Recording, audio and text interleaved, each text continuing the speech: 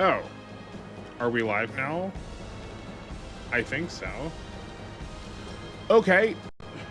I don't know why what I was doing now is different than what I was doing before, but I guess we're live. Hi, YouTube. Welcome to the Super Robot Wars Archives. My name is Austin. I am a bit frazzled. We're starting not that much later than I wanted to, just like 6-ish, 10 minutes later.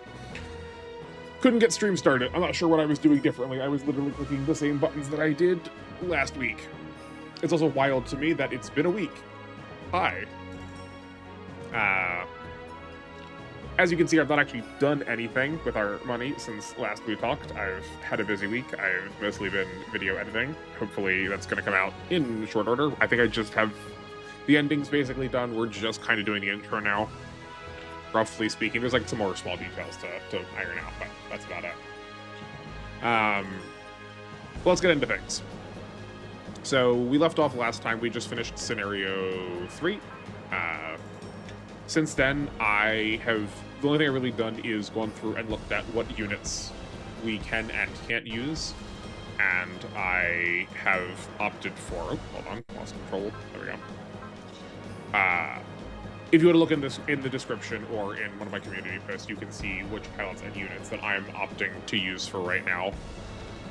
I'm not, like, fully married to this selection of pilots, but I've noted all of the ones that are disqualified through, like, being main characters, and that's, like, primarily how we're working right now to define generic or not.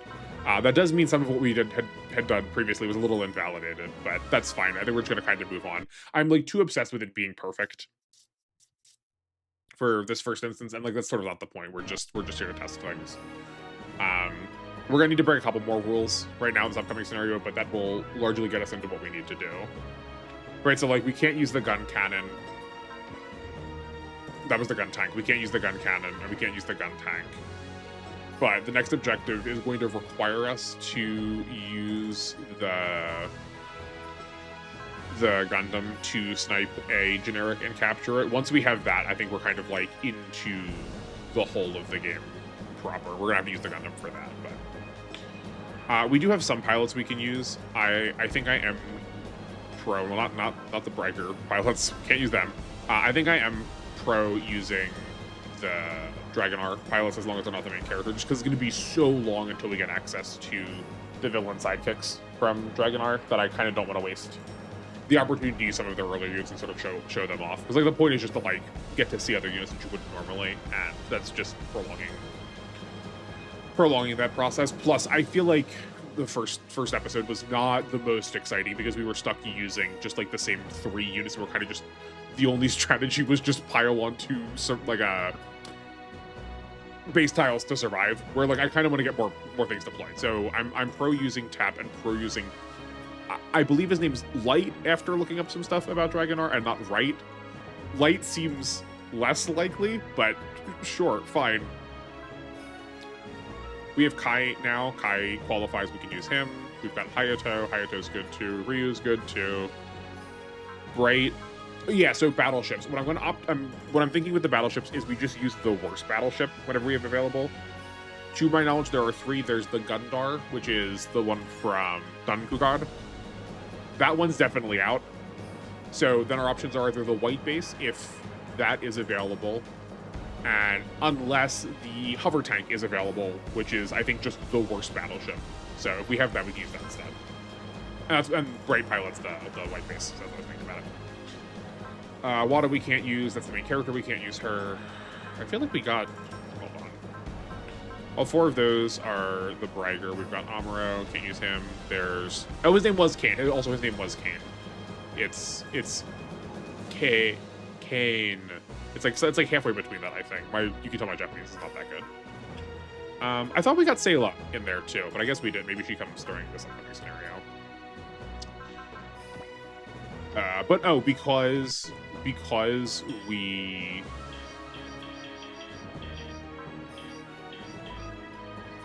got all of this money from using pilots we weren't supposed to. I think I'm just going to spend all of it. I'm just going to throw it into units we aren't using just to get rid of it. I know we have that extra 600 left over, but we kind of, like, we can't spend it now to get rid of it because there's nothing to spend it on, so that means we're also not going to have it available to us to spend in the future, kind of. If we round that up, if we get like 400 somewhere, I will spend that wastefully rather than towards our actual units. I think that seems fair and reasonable. I should also do the same thing with parts before I forget. So let's get that done. Again, the reason why I'm doing all of this is because we acquired all of this stuff when we weren't using our generics playthrough yet. So I want this to be as, you know, unsullied as possible. It's 5,000. Great, 6,000 there. Okay. Oh, actually, that worked out even better because some of those were fractional, right? Like 500 is basically one half of a spendable unit in this game because nothing goes down to 3 digits for costs. Okay, great. We've been live for 6 minutes. Let's actually get into some gameplay. Let's give me some data over here while this is loading. How's everyone doing today? I hope you are having a pretty reasonable day. I'm having a great old time over here. I have my windows open and air conditioning off finally for like maybe the real first time since summer. Can we skip these? No, we can't skip these. It's like finally down to like reasonable temperatures. It's not like scalding 90s. I hope it lasts. But I'm enjoying outside as much as I can be while still being a hermit and sitting inside staring at my computer all day.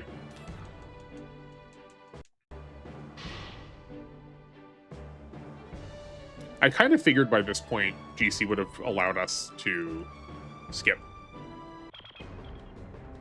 this kind of like all the dialogue, but no, I can just like go backwards on dialogue also. Right when you saw the text pop yellow for a second there, it was trying to walk us backwards. Okay. We can't use the Bragger. Yeah, I'd actually, you know, I didn't actually think about what I was going to do about this scenario. I guess just the white base. I guess let's just use the white base and Amuro for now. Do I have to send something else? Yeah, okay, that's fine. I mean, we'll just put it in the battleship then. And then, yeah, I guess next scenario will be our real deal. This is like, we'll think about this as just like setup preps. So we can't destroy these units. We have to capture at least one of them. We need a unit for Kai, Hayato, and Ryu. We aren't going to get any units for, like, we're not going to get any of them for free. We're going to get another pilot. We're going to get, yeah, we're getting 3 more pilots and 2 more units next scenario. But one of those pilots is the main character of 8th Mobile Suit Team, so we can't use him. So the unit he's coming in is freely usable by someone else. So my point being, roughly speaking, is we need to capture a couple of mobile suits for our Gundam pilots. So potentially capturing all of these Zaku is on the table while we're considering this sort of the like setup phase of things. This is still just like character creation.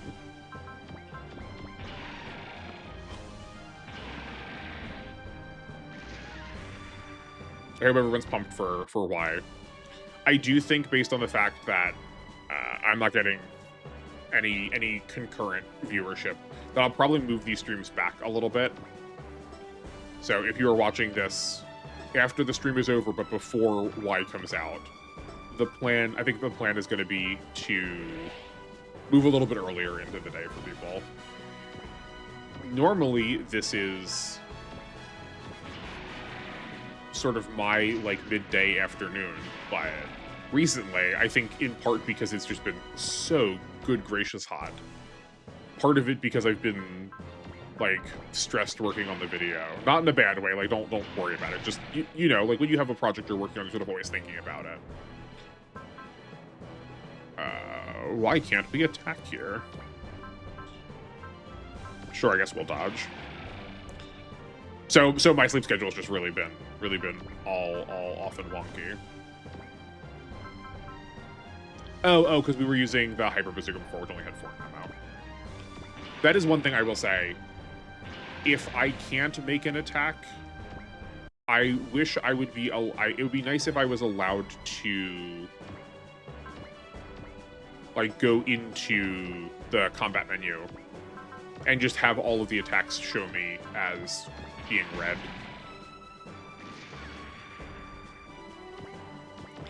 I don't remember. Maybe it's the VXT set that shows you exactly why your attack also doesn't qualify, right? Like what have you done wrong, such that you can't actually perform it. Neo might also do that.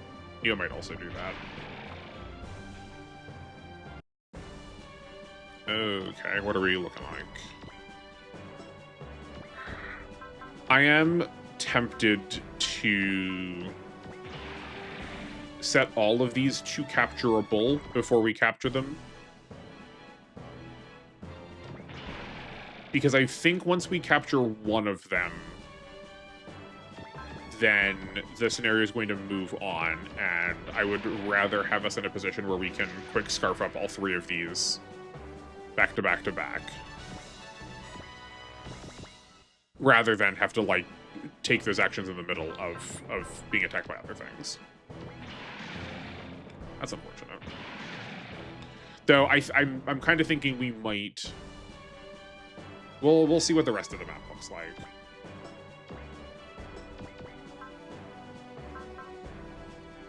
They were okay. Zaku Bazooka, yes, they just have the machine guns left. I guess there's no... I was gonna say, there's no reason to attack this thing ahead of time, but I guess there kind of is, in that we're being attacked by it, so we might as well try and preserve our life a little bit. Yeah, that's fine. Attack arms. And then... Great. And now we should be free to clear everything. Okay, that's set up. We can just use the Beam Saber for the rest of these body parts. And then we're all set. There's no reason I can't move the white base in. Right, so here we've added a command to the command list, which is capture. We're not going to do that right now. I do wonder if this game has the highest number of interactable options because of that capture that is not normally a feature of Super Robot Wars games. Right, I know there is a fun exercise in Fire Emblem, which is how large can you get the menu for different context commands. That game has just a way higher amount, though, because you can like pick up and drop people and trade. So you'll need... I know the Gondol, the Dankuga base. I know it can transform into a dragon. I just don't know if like mechanically you are allowed to in this game. I don't remember, but theoretically transforming. Oh yikes! Okay, we actually have like serious bosses. That might be a problem. Maybe we'll use the main character. Just sort of clear this quick. I don't feel like we have to capture everything. Let me finish up thought first. I know that so capturing can only be done by battleships, but theoretically you'd need something that also transformed to be able to get the most out of, to get the largest pool of menu options. It would also have to be able to go in water and also fly, and it would need to be on land at the time. Yeah. Okay. So we have a couple more Zakus here. They are still just the generic garbage grunts. We have Dreu, D-R-E-U. They're spelled D-O-R-A-U in katakana. Judau. Yeah, so I guess Judau. I think it's supposed to be like an approximation of German. But these are Dragonar units. So I don't mind picking up 2 of those if we can help it. But the part that's spooky is not these. Well, we do have a named Nobusu pilot, Slander, I think is what his name is. We also have Char in his custom Zaku too. I don't know how much different it is. We also have a Musai, which is a Gundam battleship with the is his name Doran? Yeah, Doran. He's like Char's sort of like right-hand man. But suffice to say, another game pilot, so a little bit more spooky. And it's a battleship. We've not really fought one of those yet, so it's going to be pretty massive in terms of like HP and damage. I think we're still in the world where battleships are pretty miserably inaccurate, and like the Musai is famous for being like the trash mob of battleships in Gundam. So the only reason it's spooky is if we're like just not using a full team. But here's the real problem. Here are the Dragonar enemies that I was talking about earlier. I guess spoilers that we're going to get these later, much later in the game, but they're sort of the rival team. We have the leader, Meio, and I don't remember the rest of these guys' names. Kadu, Dan, Kadu, Carl, probably, and Werner.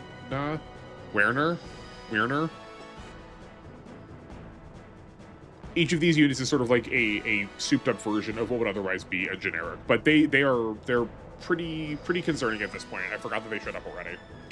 The Dragonar robots are real robots, so they're pretty dodgy in their way. I guess let's pop the Gundam in the battleship, because we kind of need to preserve it a little bit if we want to capture the Drow. I don't mind waiting to do that until the end of the scenario once we've got everything else cleared. Again, we're going to leave those 2 Zaku up top there to rot and become destroyed by the battleship, or become captured by the battleship. We only need to save 2 of the Drow, so I'm probably going to go down and attack there. And we can use focus. We have 6 of them available to us. Yeah, that seems fine. So I think this area is pretty well cleared. That's dead on this turn, and then these 2 are dead on next enemy phase. Do anything that doesn't... Oh, that's nice. That doesn't even cost anything. I was not paying attention. We haven't, like... I remember having tried to review units a little bit more during my R playthrough. We just haven't really done that yet, only because we haven't really, like, gotten anything that we're going to be keeping for a while. I'll talk about the Zaku a little bit more when we actually have it in our inventory, and we are comparing it against the pilots that are actually going to be, piloting it. But worry not, if you like analysis, we're still planning on doing.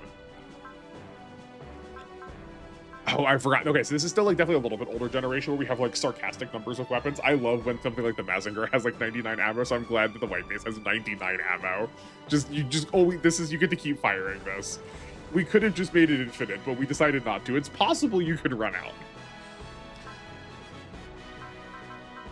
Oh, actually, I guess this is worth pointing out now. So battleships don't have the same body configuration. Actually, I guess not every unit has the same body plan as the like humanoid kind of mobile suits. So there are different parts that are named to just be descriptive for different body plans, but they all roughly do the same thing. Control is equivalent to the head. It'll affect accuracy. Weapons is equivalent to arms. It'll affect damage, and will take out a lot of extra attacks. And engines is equivalent to legs. But at the very least, I care that they took the time to not just change the names of them, but also write them out in English, which is like, I don't know if they could reasonably expect that the audience was going to like know that. I understand that English is of the languages that a multilingual Japanese person would speak, not among the highest. It's on the higher side, but not the highest. Okay, so what size are the drow? They are medium. 2 of the battleship weapons are only for ship-to-ship combat, so we can't use either of these 2. We have this 5-range missile. 1, 2, 3, 4, 5. Okay, so we're out of range to start, but if they come in... If they keep moving like they did, then we will be within range. I did not check what Spirit's Bright had. He just has the Persist, which is fine. We can use that. We can use that against the bosses. Let's see if we can lure this drow over to the main character.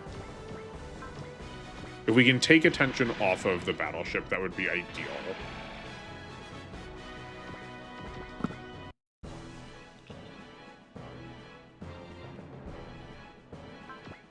Yeah, I'm fine.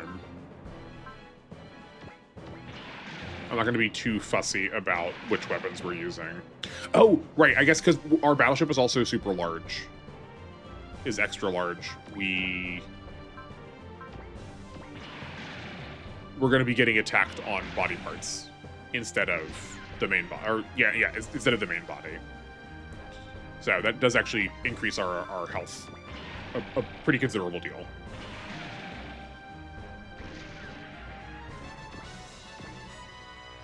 Yeah, and then those 2 drow up there can be the ones we're saving for capturing purposes, roughly speaking.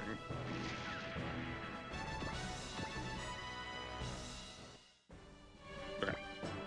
This, yeah, that one's already accounted for.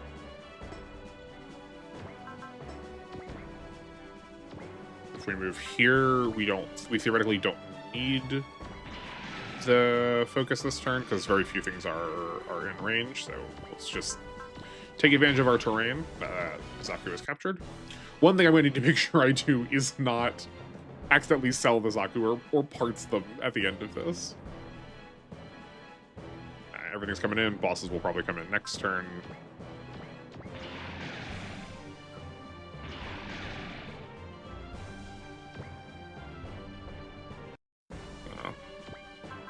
Okay. Definitely didn't plan this as well as I should have, because the Gundam now... Yeah, the Gundam can't use its focus this turn, so we're going to pop it off to the side here, and then it'll be ready for next turn.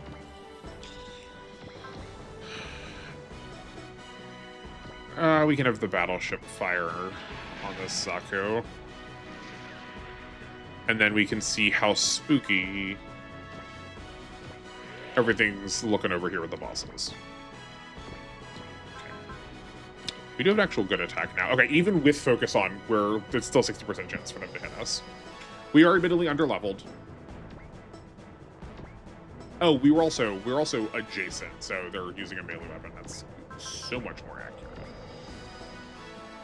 Yeah, okay, that's looking considerably better. I think we just send here. It's a yikes amount of damage, but if we can take out most of these, we'll be fine. Now we actually can like see what their weapons are. I'm going to assume at this point that all 3 of them are using the same. At some point, they're going to get unique units that are going to be slightly modified to each of the 3 of them. But I also couldn't tell you off the top of my head what makes each of them unique. Like, one of them's good at melee, or one of them's good at ranged or something, I don't know. But we have... okay. I'm noticing a pretty, like, standard configuration of the stronger attacks tend to be tied to arms, and then there is a not one ranged... There's an attack that cannot be used at one range that is tied to the body.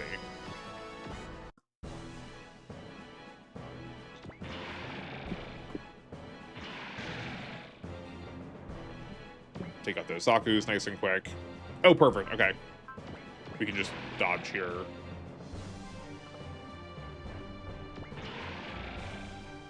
Waste some more turns with the Zakus. Yeah, that's fine. And then we'll just block, take practically nothing. And I probably should have been down one space. I should have thought about these attacking us. Because I'm still in the, like, this doesn't count mindset. I'm, like, not trying to plan these that well. Fortunately, though, we also can take some damage on the main character because we do have trust on Fairy. We can't take much more damage on the main character now. Let's try and dodge this. Good. You don't need to dodge that.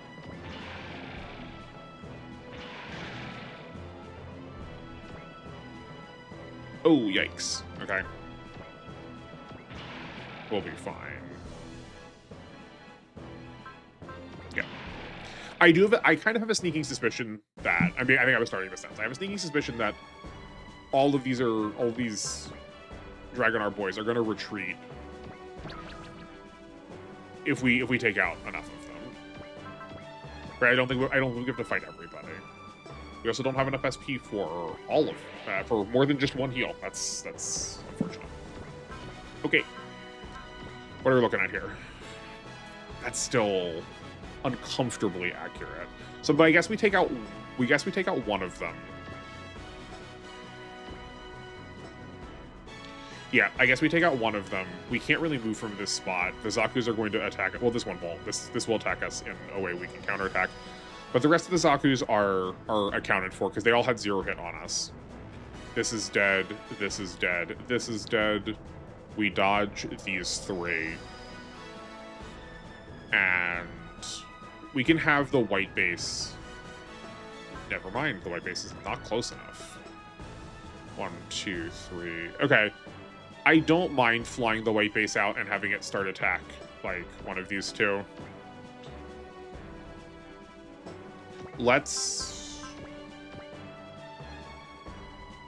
I guess we could also, we'll flash one of these just to be safe.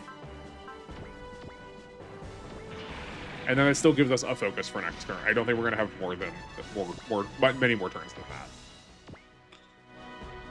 Oh my word, we have hit away. That's so much better. Okay, let's get up onto this terrain. Okay, these are staying. That's kind of what I was hoping to not have happen, but that's fine. Amuro can use a focus. And we can start sniping these body parts down. Perfect. That 23 hit got reduced by 30, so 0. We do have a post-movement attack. It's just a matter of who we're going to use it on. Well, 86 is technically better than 85, so I guess we have our answer there. And I will put on a persist.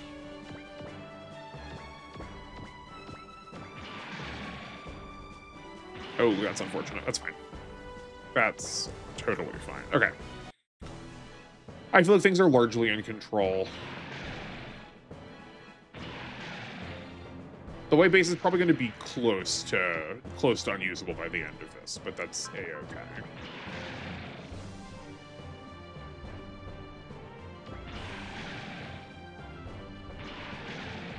Because even if we get our engines taken down, we can still move one space. There's nothing stopping us from being able to capture. As long as we can clear the bosses quick, we'll be sitting pretty. And I think we've got practically every enemy in lethal range next turn. So I think we're going to be okay.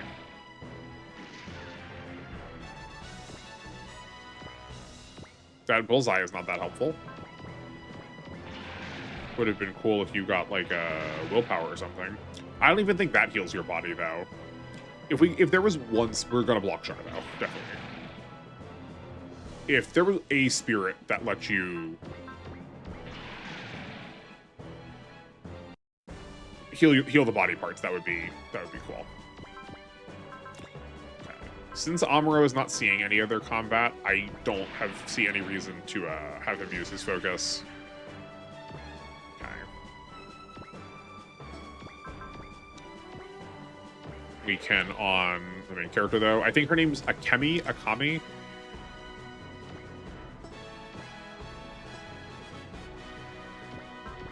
Where can we see if we still have spirits up? I know in R it would show you that, you know, like, you still have this spirit cast on you. I'm trying to remember if we got attacked or not, whether we still have that flash or not. I think that might be. I think that might be down here, and I think... Let's see. Oh, nope, super not. Oh, that's telling you that's the name of the terrain you're on. Yeah, that's debris. Okay, yeah, so it's not just that this section is the terrain, it's that this whole green bar and down is the terrain. Oh, okay, yeah, and here are effects, right? Because Flash is written out, Flash is written in kanji when it's applied to you, but written in hiragana when you're casting it. Okay, so we do still have a free dodge.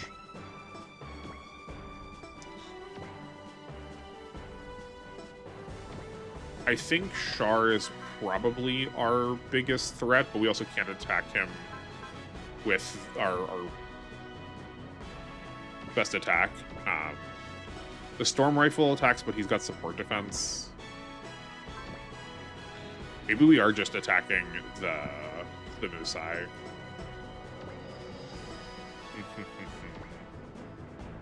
We can take Dan out. That's an option. I'm not worried about any of the Zakus. They're all dead on their own attacks.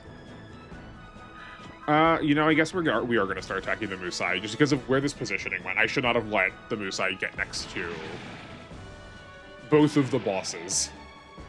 Not that the Musai is not the boss, but both of the other bosses. That's making things very rough for us. Yeah, and I guess we go here because it's a named character, so it's the most threatening. Yeah. And I guess he wasn't in critical range, but he will be now.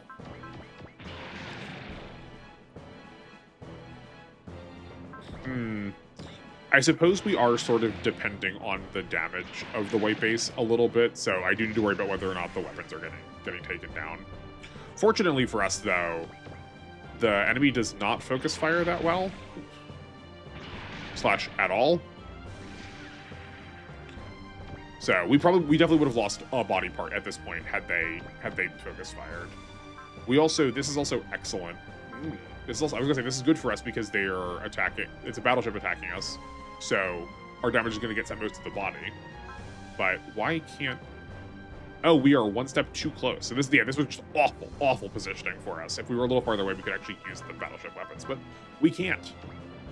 So I do want to use the large missiles before we lose access to them because our body's gone. Oh, darn, I was looking at parts. Darn.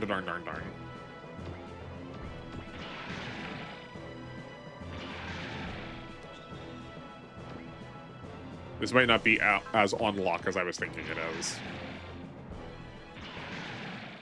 If it's a reset, it's a reset. Ooh, hello. Someone is here watching. Thank you for joining. I hope you're having a good day. Thank you for choosing me for your internet entertainment. There are a lot of options, and you picked me. I'm curious if you feel like sharing. What has brought you to Super Robot Wars? But also, no pressure. If you just want to hang out and watch me be an idiot, I am happy with that too. We did use our flash. So the main character is... The main character is out of resources. Oh boy. Hold on a second. I'm looking at... Okay, there we go. I'm looking at other screens. I'm trying to like click back and forth between some other screens to like get used to what this streaming setup is like. And goodness gracious, was it not set to like keep up with live, and it looked like it was just still starting the scenario. Okay. Sorry, I was very distracted by that. This is going to take out... Okay. No, the Drow's not actually ready for capture yet. That's fine. Oh, man, none of these bosses are hit? Okay.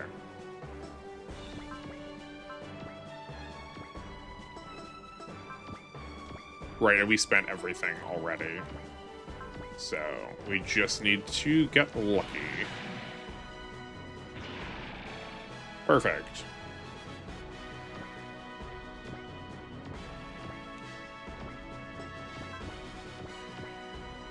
Yeah. That's bummer. That's probably gonna be reset.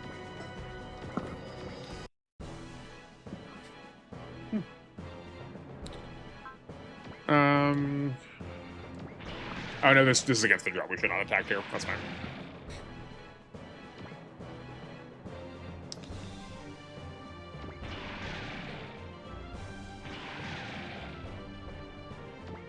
Yeah.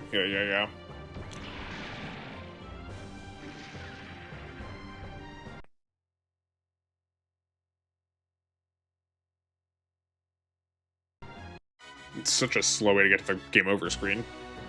Okay, we need to load here. Also, to save us some time, I will save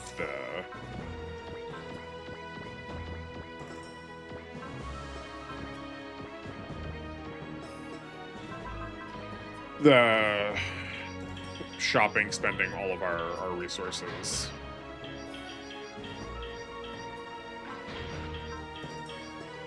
Something's got a perfect. Okay. We can Sebu Naka?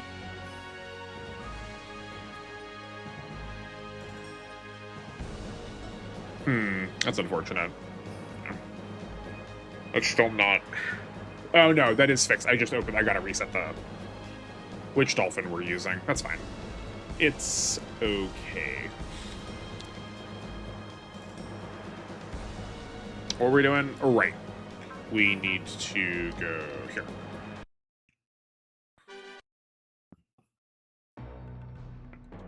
I do think that was doable had we planned a little bit better. That extra attack from Dan, had Dan been dead, that would have saved us a lot of HP.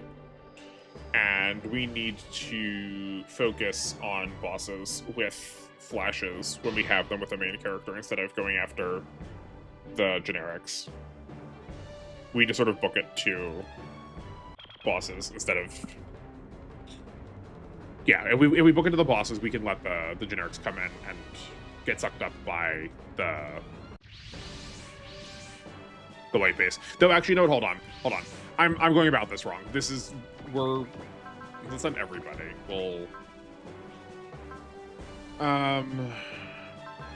We send all of the people who we aren't using, because this is not what we are here for. So let's get this over with rather than prolonging this. Right? This is not the interesting part of this game.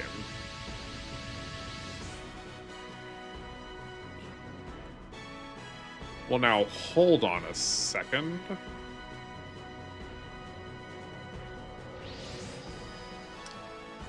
Why are we getting all of this?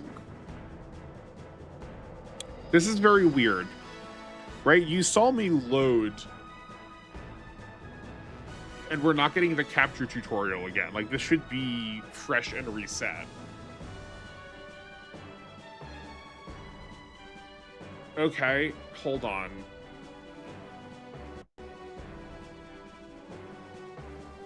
Do we have a... Oh yeah, okay, hold on. We can make an interim save and then... Is it because we sent everybody?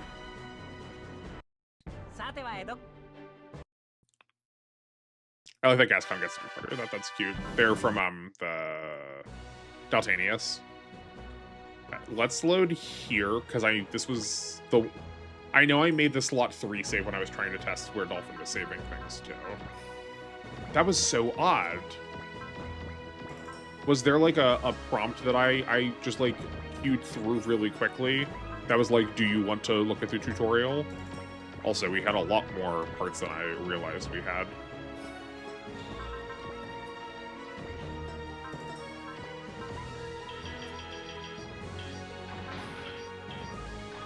There we go. Oh, we still have that errant 600, but that's fine.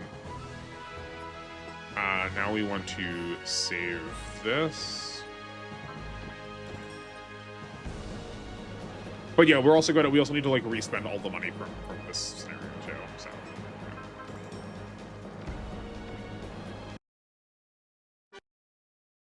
But I didn't move any buttons. That's so weird. I can't imagine this is gonna be like. I can't imagine it's gonna remember that, right? This is not like Undertale.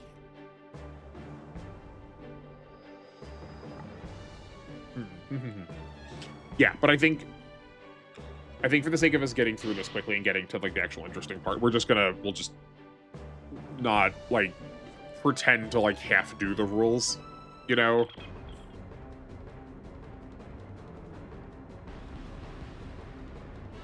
So our shopping list is still 2 Drow. Yeah, there we go. Okay.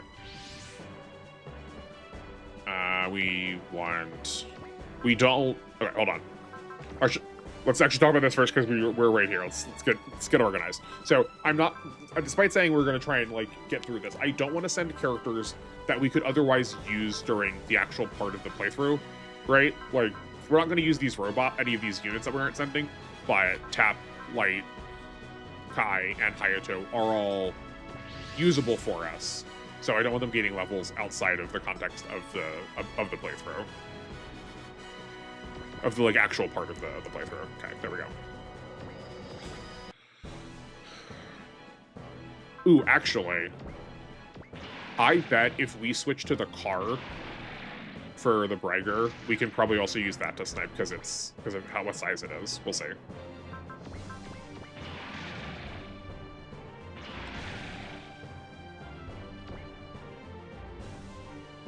There's something else I was talking about before that. Oh, right, the shopping list. Yeah, so our shopping list is still 3 Zaku and 2 Drow, 2 Dry, 2 of the Dragonar units. That will... We can't snipe with that one. Okay. What if instead we switch to the car? We can snipe with the car. Perfect.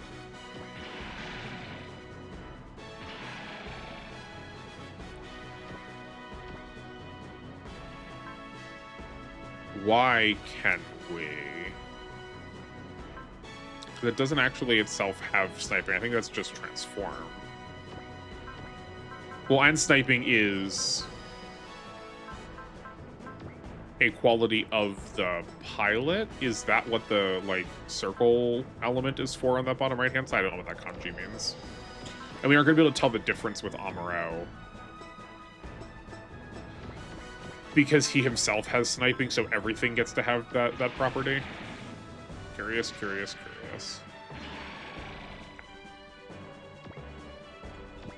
All right, but let's move him in. No, we've got circles here and we can't select. Okay. The circle I'm talking about is down here. I don't know what this kanji is. I can figure that out between streams. Yeah, so let's just make sure we'll... No.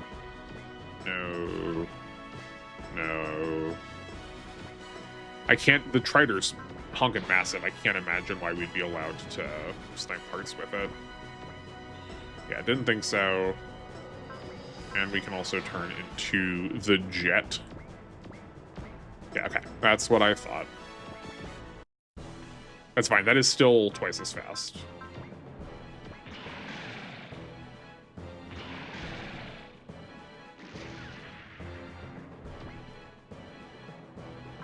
This is arms. I do feel like also in retrospect, this is the sort of thing that I probably could have just played through on my own and just gotten us to the part of the stream where we were like actually doing content we were going to do. But like I said, the first stream, I have not played this game in a hot minute. Like 2018, I think, which is obviously only like a year or two ago, right? So I don't actually remember what's happening. I remember that there was a tutorial about capture, but I kind of remembered things happening a little bit differently, where we got like, the phrase I was going to say was we got real units for Kai and Hayato, but they have real units. We need to give them not real ones. Real in the context of this playthrough. Real as in really usable. I was thinking something like the core booster, or there was like some gym sitting around for them. But I think I know next scenario we're getting a gym and a ball to use. But those are also coming with pilots that are gonna already kind of be using them.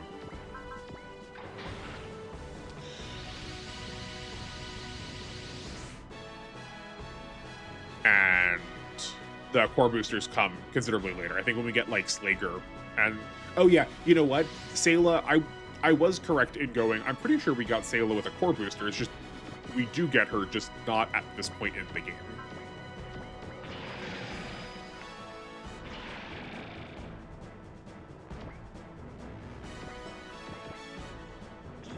You go here, and the Trider doesn't have an extra movement, but surely this jet form is the most movementist of all. 7, 5, 6. What is this supposed to be? It's Biguru? I guess it's a tank?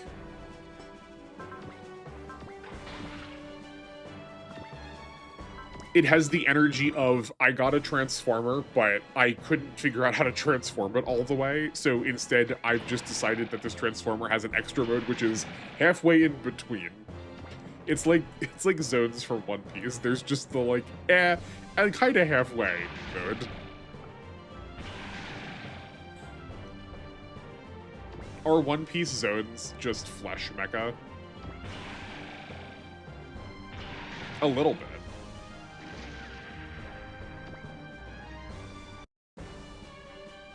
Did the Macross Robotech robots eat zone fruit so that they're allowed to transform? Did they eat the jet fruit?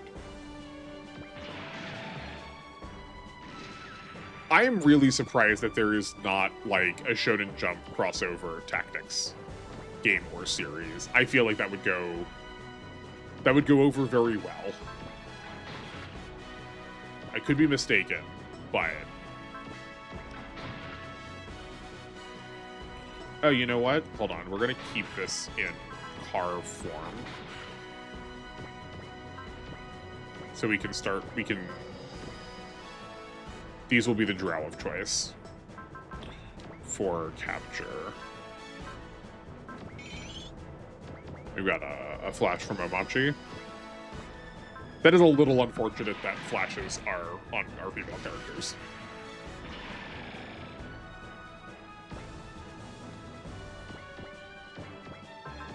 I wonder if that English phrase is known well enough in Japanese, such that that's like, that would be recognizably something to laugh about.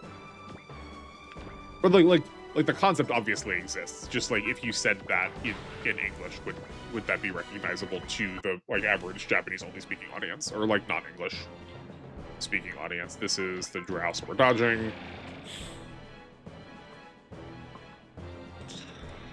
I ask just because there's a weird pool of English phrases that are familiar, or at the very least are like mimetically familiar, at least through the internet or through memes.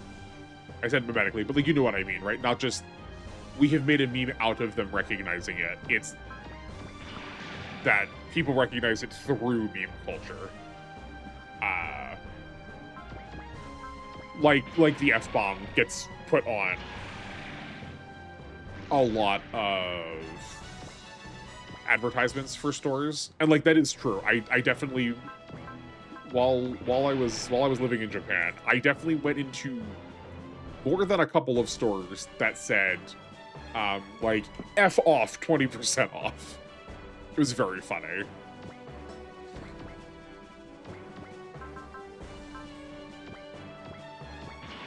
But like, I'm sure the context of that word, in the nature of it being used for advertising in that way, is also sort of like, it doesn't carry the same. It doesn't carry the same connotation, right? So like, I'm sure this probably feels like very rambly for most, but these are the paths my brain is just constantly taking whenever I'm like interacting with media.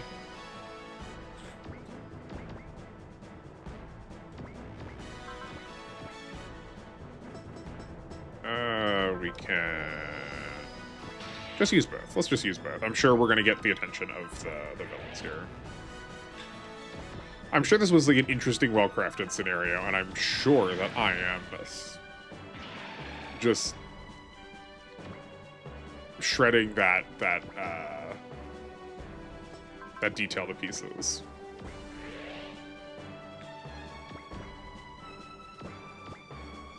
Okay, no, we used everybody.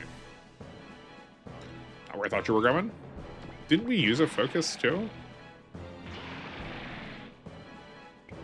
Maybe he just scales up really well in terms of avoid. I distinctly remember getting Kain in the Dragonar, and even without, like, even pre-using focus, though I guess I had some parts on, having a 0% chance to get hit. I will concede that the Dragonars have not one but two different upgrades. They have lifters first, and then customs. I guess I think 3 doesn't get a custom unit, but there is that. But I usually don't rate stats particularly highly, but that's only because I'm used to how the majority of... Yikes. Please don't make me reset another time for not a real scenario. Okay, we're fine. That's fine.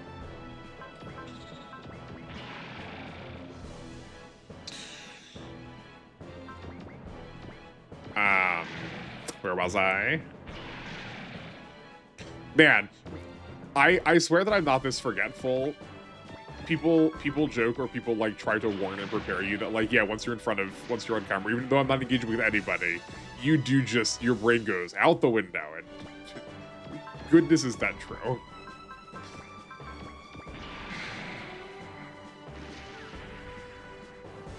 It's gone. That's fine. I guess either it wasn't important, or if it was, it will come back.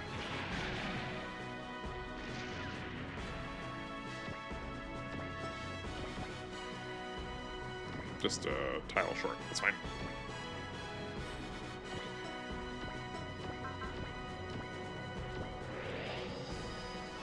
I guess we can also pull on once we're exactly 2,000 HP under. We can get that healing right away. No reason to hold it.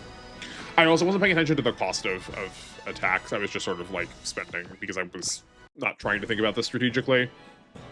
And our most powerful attack is 50 of our 70 energy right now, so that's way too expensive to be just sort of freewheeling.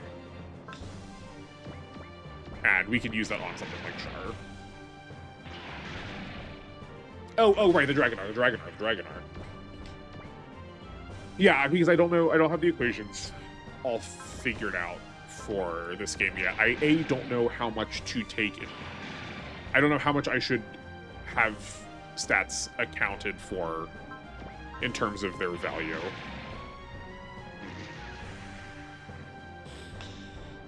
And how are we doing worse when we put more pilots out? Good gracious. Yes, I don't know how much stats should be accounted for, but also I'm used to thinking about pilots in terms of one stat per level, and that just isn't accurate here. Right? There are a lot of pilots that are gaining 2 or 3 stats per level, so I will need to try to remember to give pilots more credit.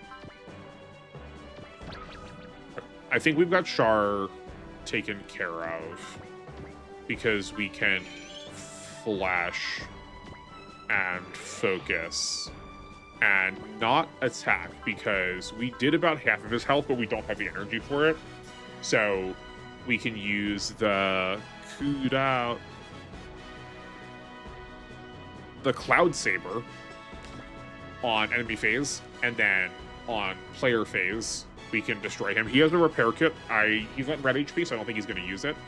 So we can set him to critical, and then we can get the preemptive attack next turn on him. Okay, that's ready to be captured. Let's get this out of here. I recall Watta having a heal. He does.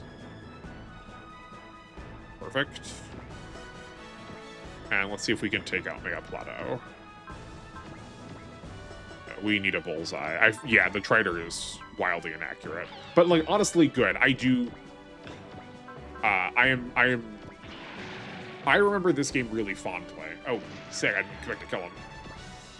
I remember this game really fondly because I feel like a lot of the units had just such a, like, huge, wide gap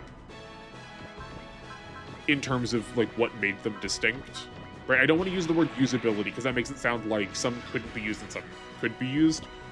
What I mean is that there was, like, there were a lot of different variables upon which I could assess whether I should use this unit or not, and there was a large margin between those, as opposed to, say, R, where I was supposed to go, oh man, look at the different and unique qualities of these units. This one is focused towards defense, so it has 50 more armor than this one that's focused at dodging, which has 5 points more evade, right? Like, the numbers were so meager. Someone had explained the game to me as sort of like broad strokes, super robots are good at blocking and real robots are good at dodging. And like, that is still true, but I definitely remember using the Sasoriger here and being deeply surprised that I couldn't just like put it in the middle of units and let it tank. Char is sorted. I would not be surprised if we kill him and that just ends the scenario. Okay, worth going for first. Also, like I said, I kind of remember these guys leaving, and they super aren't. So, they admittedly are going to show up a number of times. They are sort of the bosses that are going to keep bothering us. I'm guessing that every game probably has at least one of those kind of enemies. So there's plenty more scenarios for them to do that thing that I'm remembering. But...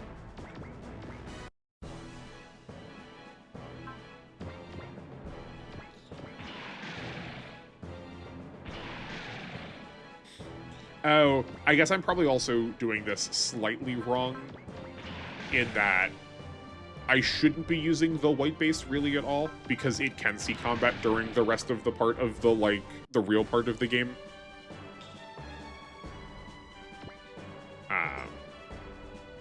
Oh, actually, this is worth saying, too. If there is a named pilot, we can't capture it. So, like, Dodan, we can't capture him even if we brought all of his parts low. I guess not that it matters now anyway. I was going to go, maybe we should capture the Musai to get some extra money for it. I believe the wisdom for this game is if it's a battleship, it is worth capturing it because the credit situation works out. It's worth so much more to capture a battleship in terms of credits, I think, if I recall correctly. but we also don't want to do that or it doesn't matter if we do that because we need to scrap all these credits anyway. So never mind.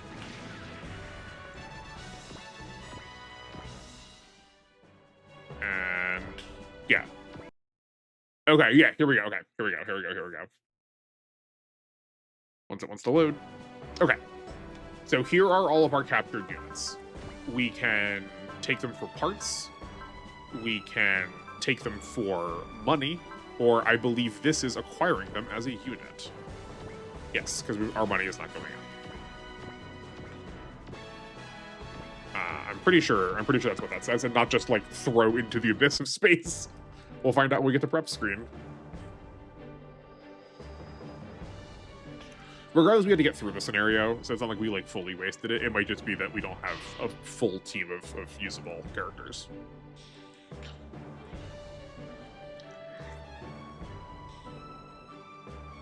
Sayla is with us.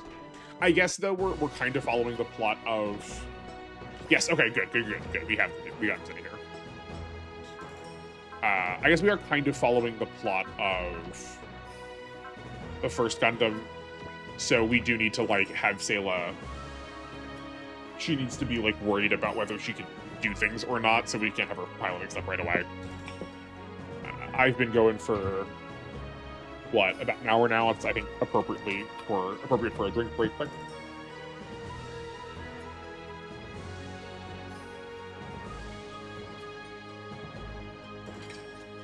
Please go hydrate.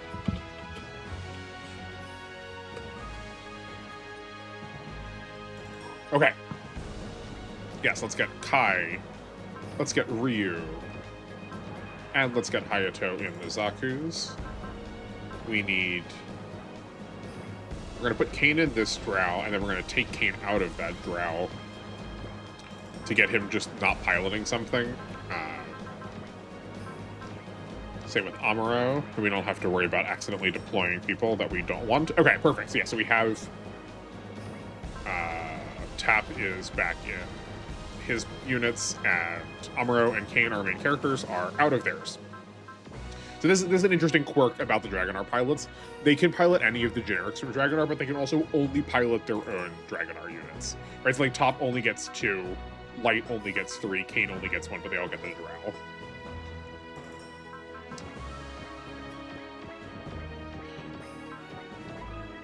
We've got parts to clear out.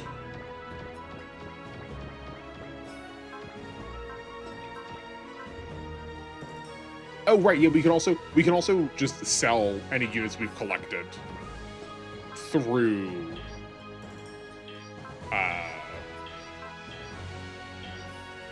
capture. In this, we can sell them in the store, and if we decide we don't want them. So that's positive. At least we can go back on our choices. The Gundam is also kind of dead to us, so we can throw some extra money in there to clear out our inventory. Okay, so we have 900. I will make sure we spend. I'll just write it down. I got paper next to me. I'll make sure we spend 1,000 credits next intermission, and then that will have us square for our debt to using non-playable characters. That does sort of disqualify the Raijin O a little bit, and honestly, I'm kind of thinking we are going to use it. They're in my outlier category right now, but the Raijin O and I don't think it's Dioja. No, the Daltanius can separate into those like lesser worse units, and technically speaking, they are not generic, so they're not quite in the spirit of the run. I know you don't like, get to use them very much, but they're also admittedly, I don't know how interesting they were to use. Thinking about what we did with the Raijin O before. So maybe that won't matter. Okay. We're all as set up as we're going to be. We're going to have a soft reset. Hello, everyone, and welcome to Super Robot Wars GC. Finally, I get to introduce to you the, like, actual part of the game we are playing. It took so long to get there. Good gracious. Okay. So now we are fully kitted out with 5 different units that fulfill our requirements. They are neither main characters nor are they in robots that can be considered, that are anything other than the most generic of generic. Like, the Zaku 2 is the poster child for unit that everyone has that is just junk. Why are we doing this? I don't know. I think it's fun. I like having... I see no reason to learn how to play a game if I'm not just going to, like, be a goof about it, right? I know that Zaku's not the best, but, like, I'm going to make it the best that I can. Sometimes you like using bad units, and I recognize that. Okay, so the Zaku has 85 mobility and 750 armor. 750 armor is pretty atrocious. That means we are going to be very much focused on dodging with these units, which is not surprising. They are Gundam units. That is sort of what you expect out of Gundam units. We're looking at 100 energy. That's kind of disappointing that we can't look at the weapons immediately from this page. I don't think the energy is actually going to matter on them at all. I think it's only going to be consumed for movement. But we can't even use them in space. Right? No, sorry, not in space. We can't even use them flying, so they're not going to spend energy while they're flying anyway. 4,600 HP is like roughly 2 hits from what we've seen, so we're going to need to be real careful with them. I am hoping our pilots are going to have some healing skills. Okay, let's look at our weapons from the Zaku 2. We have 2 ranged and 1 melee option. That tracks from what I remember about them. Our melee is only 1 range, so we probably aren't going to rely on that much, though most of our Gundam pilots are they tend to be statted towards ranged damage anyway. We have... sorry, big yawn. We have 4 ammo with the Zaku Bazooka and 10 ammo with the Zaku Machine Gun, so we're only getting 14 ranged attacks out of them. Okay. We are actually doing pretty okay attacking into the water. We don't have any S stats for terrain benefit to terrain adjustments, which is also, like, I would be surprised if they gave Zaku an S. I would ask some questions, but honestly, giving them A's and everything is pretty surprising. We do have a pretty decent crit chance. I should try to remember that. If we can spec towards crit, we're up positive on all crit for all of these, so that's good to know. Okay. What else? We can't melee into the air. That's to be expected, but we'll have to keep that in mind. We'll make sure we can look at the Drow and see if we've repeated air combat. That's usually one of the spots where I get stuck in these games, is being unable to actually, like, access combat in the air. No, that's screen. Alright, the Drow. They are even less tanky than the Zaku, but they also have 5 more evade, so yeah, more dodging. They could probably only take 1 hit in spare. So we're gonna need to be real defensive, real careful. What are we looking at for? Nope. I mean, I guess that's. Oh no, we can't see the rest of the properties of it. All right. We have. Oh, these are just ranged options. Okay, these do go in the air. So this is just. I think this is just a Zaku. Pretty much everything is worse, other than it's slightly dodgier. Right? Because this is basically just the Zaku Bazooka and the Zaku Machine Gun. Though, okay, I guess it's not fully the same. The 50mm is the same properties as the machine gun, roughly speaking, and then we just have a worse attack instead. Our 4 ammo attack is not extra damage, it's less damage, but it is more range, right? That's all I wanted to do. No, it's not. It's just fully 600 points of damage chopped off. Okay, so hopefully hopefully the pilots will do something for us. Okay. Tap is probably going to be someone I invest a lot into because he has fortune. I care a lot about money, and we're going to have lots of ways we're going to need to spend it. He's also got cheer. We'll probably end up using that a little bit less, though as it stands right now, we can only get 1 fortune out of this, so that cheer will actually account for some of that extra SP. And that bullseye probably isn't going to get used very much. We do have a support attack, though, so we can finally start taking advantage of those. Light's got Scan and Trust. That Trust is the healing that we needed. We don't quite yet have 3 uses of it. That's 50, that's 75. I don't remember how much SP grows. I don't know if it grows consistently or inconsistently. But we're definitely looking to get Light up some to get access to more of those Trust. That's probably going to get used a lot. Though, actually, I should remember to... Yeah, so I should scan down such that I have 50 SP before every mission so that we can start getting the skill ace. Also, before someone comments, I do know that the skill ace goes away once you, like, save and, like, power off the game officially, but because I'm going to be using save states on my Nintendo PC, the skill ace will stay. Which is to say, if you gain the skill ace, and before you leave that play session, you will still hold on to that, but once you save and turn your power off and, like, once you... Yeah, actually, hold on. Better way to explain it. Once you load a game, the spirit ace is not kept, but if you never press the if you never go to the main menu and press the load button, you won't lose it. So we're definitely going to take advantage of that. I think we're going to need it. Kai has a pretty standard fare for a Gundam pilot. He's got shield defense, he has potential, he's got a support attack, focus, and persist. Probably going to end up using those focuses a little bit more than persists, but getting some potential out of him will not be bad.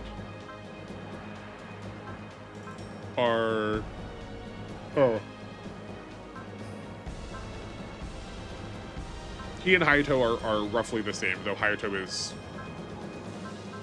Hayato has some better stats. He has some more melee focus. We'll need to remember that if we get a melee unit, Hayato could be our primary melee character for now. Though he's also replacing focus with gain, so he can grow pretty quickly. We'll probably just have him try to gain pretty much every attack he's doing. And hopefully he can just scale out of control. Ryu has Guts and Persist. I'm not sure how relevant Guts is going to... Or, sorry, not Guts. This is Willpower. I'm not sure how relevant Willpower is going to be when our HP is so low, but eventually that will matter. I am sort of torn on whether or not we get to use some of the bigger, chunkier Gundam units. They are... In their series, they are singular. Everything about this I have noted down in the description for what we can and can't use. I believe I called it the outlier section. I wrote like a 1-sentence description as to why they're outliers in my mind. So things like Big Rogue, Grobro, Zachrolo, Elmeth, and the Apsaruses. I don't remember whether we switched those to R's or L's. They are singular in their canon. They were theoretically supposed to be mass-produced, but the prototypes get destroyed during the story. But this game assumes that they do get to make more of them. It's like, I don't know how to count them. Like, mechanically in-game, they're generic. You can get multiple of them. But, like, in-universe, they are not. But we don't have to make that call quite yet. Just thinking about it ahead of time, those ones tend to be more melee-focused because they're big. Okay, so it does look like these two do have some better stats than the Gundam sidekicks, but that makes sense because, like, Tap and Light, I was sort of having a hauling on whether Tap or Light were going to count for this because they are kind of main characters more than, like, Kai and Hayato are. So it does make sense that their stats are a little bit better. I didn't do this time, but one of the things I was thinking about was also disqualifying anyone that ever reaches a stat threshold above 300. I don't think we're ever going to necessarily see that on any pilot, because that's like usually in like the upper 90s. But that does mean they just have like a higher than average value for that stat. But that was only going to disqualify, I think, 2 extra pilots. And who's to say we're actually going to use them?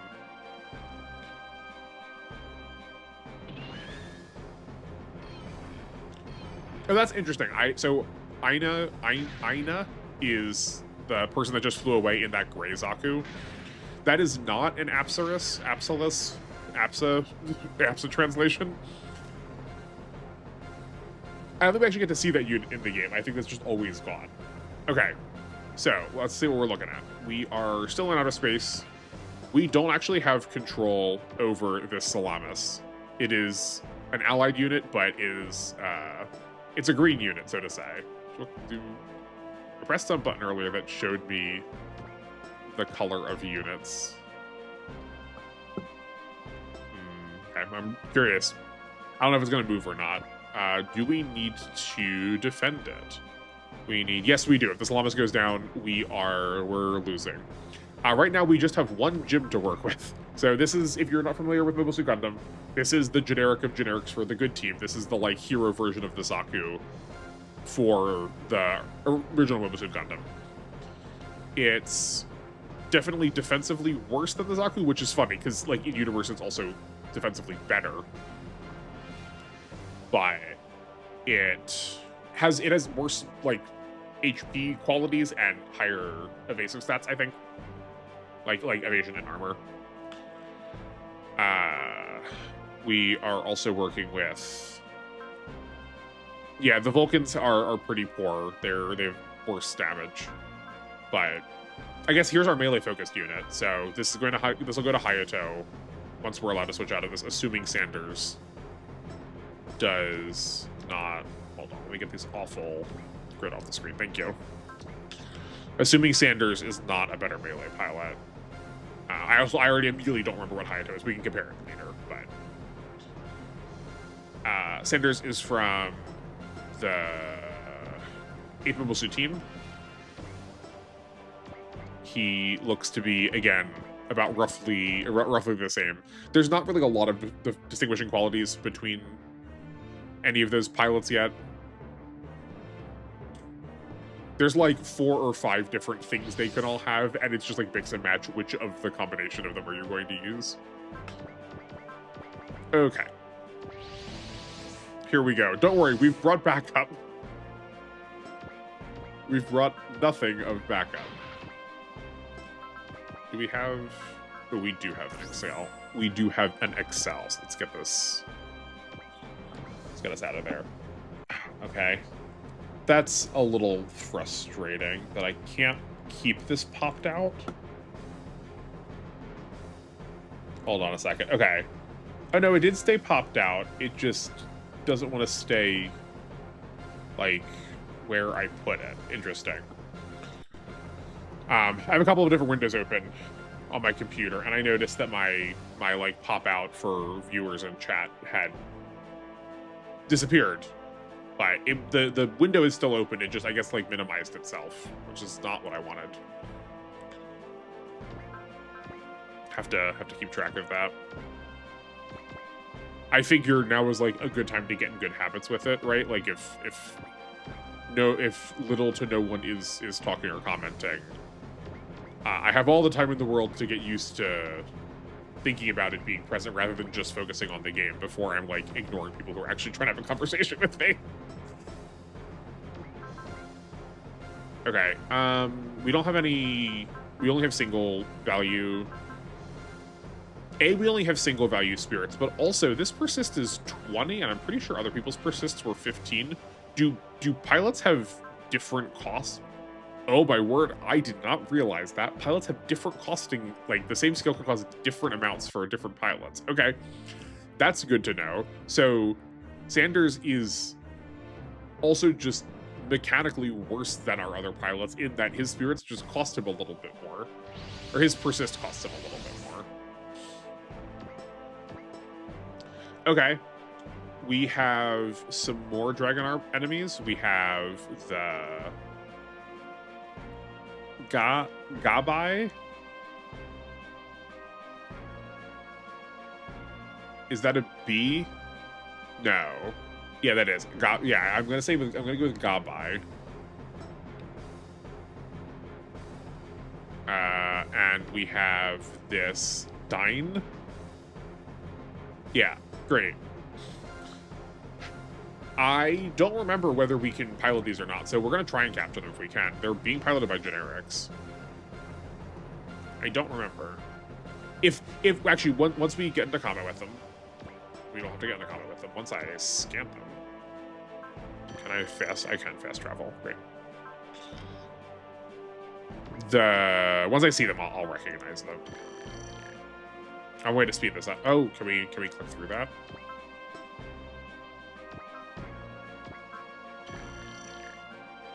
Oh no, I just clicked at the right time. Okay. What did I say? Spending down to 50. Let's take a look at them quick.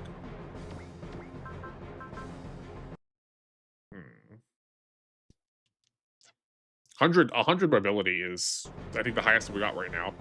Yes, that is recognizably something that we can go in.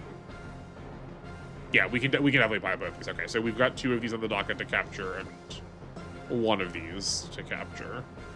And these are all just Zakutus again.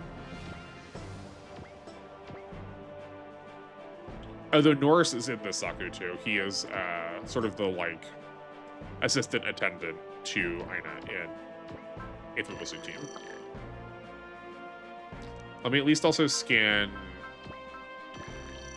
Well, I was gonna say we should scan at least 1 of everything, just so we have a point of reference for the Zaku. Not that we can't just look at our own Zakus, but I am pleased as punch that we don't need to go through this in modern games. I think, like, diegetically, it's interesting. It makes sense that we need to learn about enemies first before we're allowed to just go, oh, we can interact with them, right? Like, there's no reason you would necessarily know what specs the enemy is bringing to the table.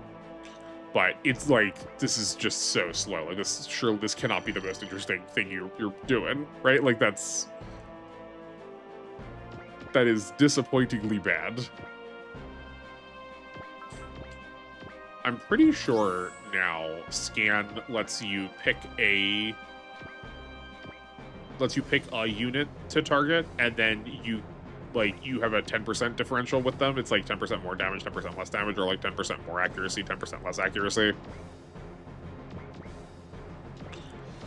It's about as close as we can get.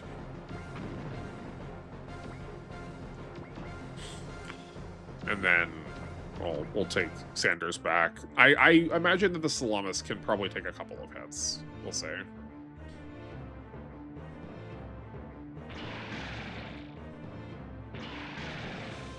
Oh yeah, that's totally fine. Then we can pick off the ones that are halfway.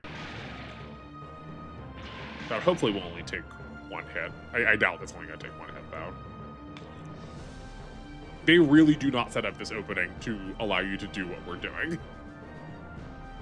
But that's all the more fun of it, I think. Okay.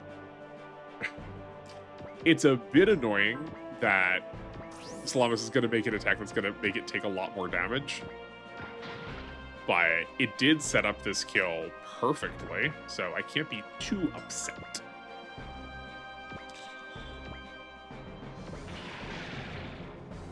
Okay, we're only doing 1,700 to these Zaku, so we are not one-shotting them. We are going to need a combination of 2 attacks. It does also worry me that we have a 69% hit rate.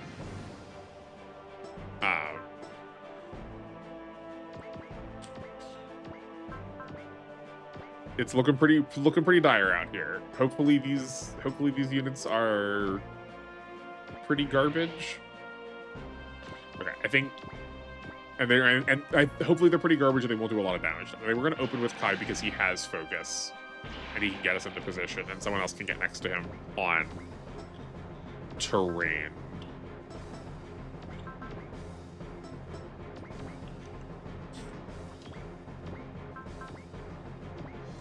We can give this to, yeah, Ryu can take this, and then Hayato. Oh, perfect. Okay, the shield defense definitely came in clutch there. And then Hayato can gain this up. Perfect. Oh, that wasn't even that much experience. Okay. Oh, right, these two don't have any defensive abilities. They're sort of relying on their units to handle that. Okay, well, I guess we just send it. Oh, yikes. Yikes.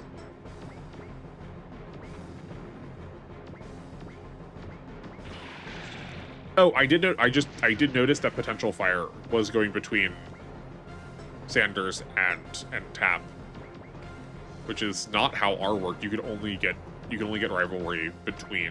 I think I also just called it potential fire. No, rivalry fire. You can only get rivalry between people from the same game as you.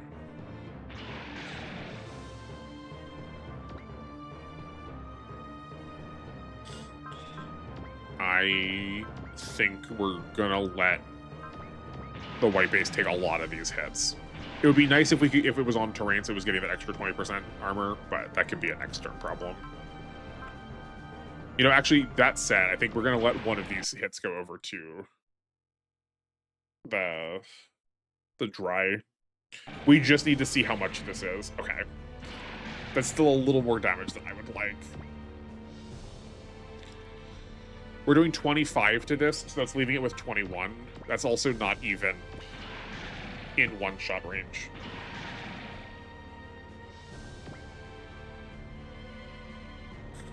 We still need 2 attacks to finish all of these.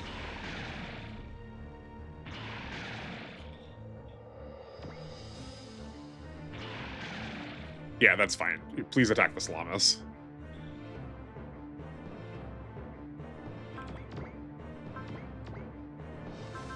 I would rather the higher accuracy. And we're going to send this to Kai, just because he's less likely to get hit because he has the focus. So his HP is less at risk.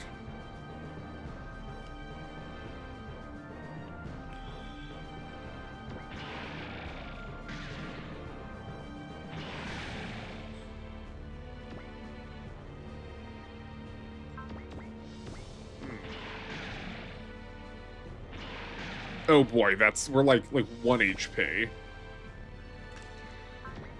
Oh, maybe this challenge can't even be done.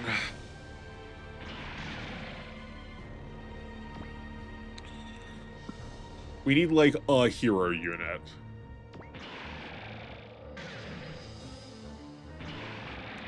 That said, the Zaku's are doing pretty decent up there on the top.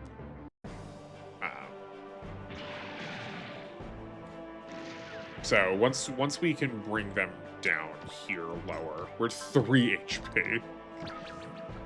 Once we can bring them down here, we'll be sitting a little bit prettier.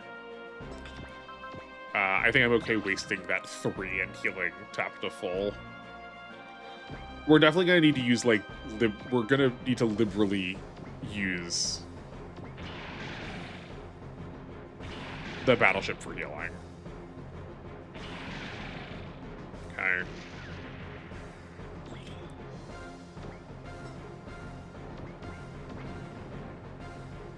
We do have some support attacks. That works. A coin flip dodge is good. Perfect. Yeah, I think this is still doable. We're just gonna need to get lucky a couple times. 1, 2, 3, 4. Okay, so we probably we just crit with the 50mm Vulcans.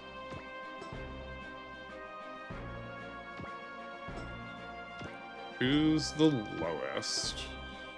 Not that one. They're at full. I think 2010, is the lowest. Not quite. Good gracious. Okay. White base out front. This must be... Yeah, this is Norris. As spooky as he is, I think just taking things off the board needs to be our first priority, and we can just block with him. We can just block against Norris for the time being.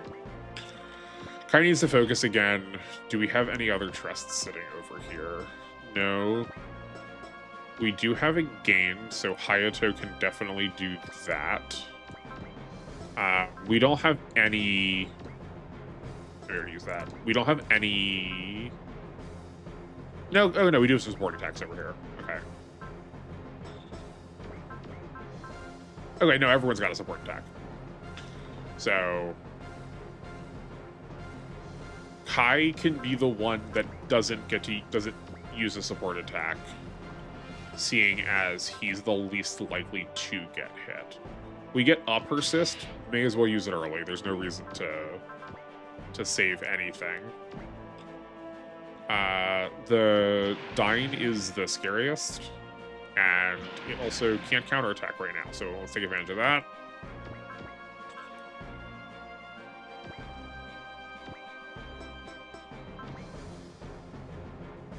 We'll persist, and we will gain. That does mean we're going to waste some level growth, but I think it is a necessary requirement. We need to survive more than we need to throw. Okay. Good. 2 points to evade. That's, I think it's gonna be a stat we're gonna be checking out a lot.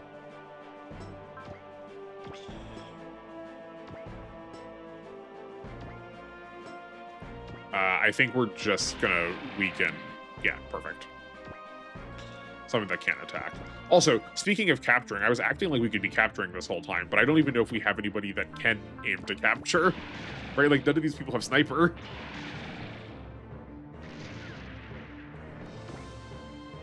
I suspect that the white base is going to get a lot of use.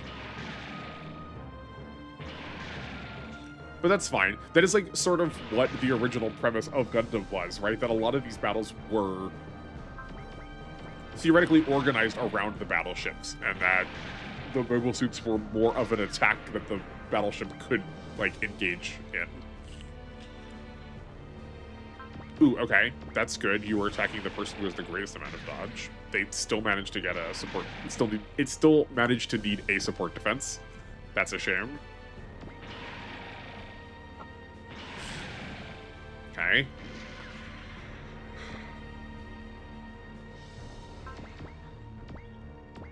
Yeah, that's fine. I will need to remember to move the white base back a space or two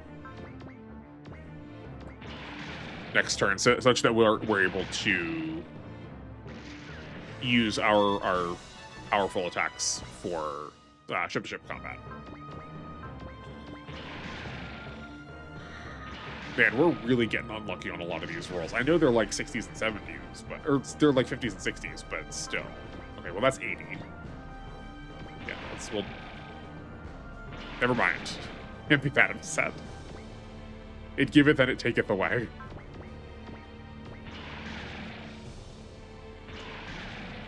It also doesn't super help that it's just hard for me to, like, parse what is happening on the map at a quick glance, because we look like the enemy right now. It's gonna help when we get the ability to differentiate ourselves more. No! Okay, we'll do that check next turn and see what other parts we have on the field. That's a real shame. We really couldn't afford to waste those attacks, I don't think. No. Okay, yeah, so we definitely need to be attacking the other side, because that's gonna cost us so much health. Alright, we got a cartridge here, don't care about that. We got a propellant tank here, don't care about that. We just really need to care about repair kits. Okay, Norris does have a repair kit, that's important. He's gonna be the hardest to... That's us. That's also us, okay. Norris is definitely one of the ones we can't afford to waste resources on. Like that persist I just wasted. Okay, I'm seeing three dead units here. These three are all going to go down this turn, I'm thinking. Actually, no, or we can attack this. I don't think we can do 4,000, though, with one attack. So I think we go here, and... Oh yeah, Hayato can EXP off of this theoretically better unit, the Dine.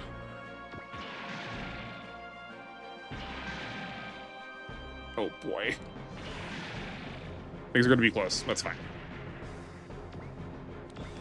Okay. I want to keep Kai down lower rather than pushing up and to the left so that he can potentially rejoin with our lower group quickly. And then this should be... Oh, just shy. Okay, that's fine. Assuming they don't attack Hayato, we can counterattack and kill this Stein, and then we have to worry about that one next turn. And that probably doesn't need to even be all 3 of our pilots. Okay, Sanders definitely needs to be using some more persists. We need to move the battleship back. Get a support attack off with nobody. There's no need to. But we still need to be back farther for the Musai. That's a kill. That's a kill. I would rather attack first to... Oh, yeah. We want to attack here first to break up the support defense. Or maybe we don't do that because I don't want to activate this. Man, the support defense on Norris is kind of a rough sell because, you know, we want to. If he takes a support defense, that's going to push him into repair kit use range. So that's probably not the call. I don't think we're going to get a better chance to use this funds. That's actually probably not true. We probably could have saved it for the Musai, but...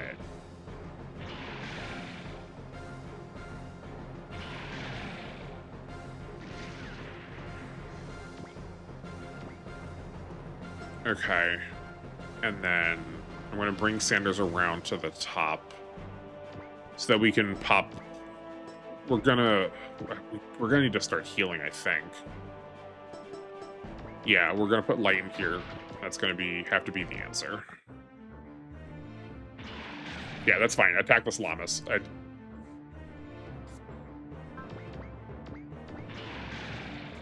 Yeah, this is good. Oh yeah, right, because we probably can't get the extra money from the white base. Sorry, we probably can't get the extra money from the Musai because we're going to need the white base to kill the Musai force rather than having to chunk through all of its bits. All of its body parts, so... I was taking it for granted that something was worth more than a Zaku in terms of what funds we should use, but that feels probably an okay assessment to make. Yeah, that's what I was expecting. Okay. Okay, we do need to kill the Musai this turn, though, because I don't want the Salamis eating that. That's a lot of resource. Okay, who's in the best shape? Kai is, probably. So he can attack here. Get a support attack off of Hayato, and that will finish this Stein. Dry, Stein. This yellow one. And then we can send these Zakus down to start helping / getting healed by the white base down here. Okay. I think we're good. Yeah, that's definitely the choice. Oh, though we should have... Hold on, that was my mistake. We should have used game.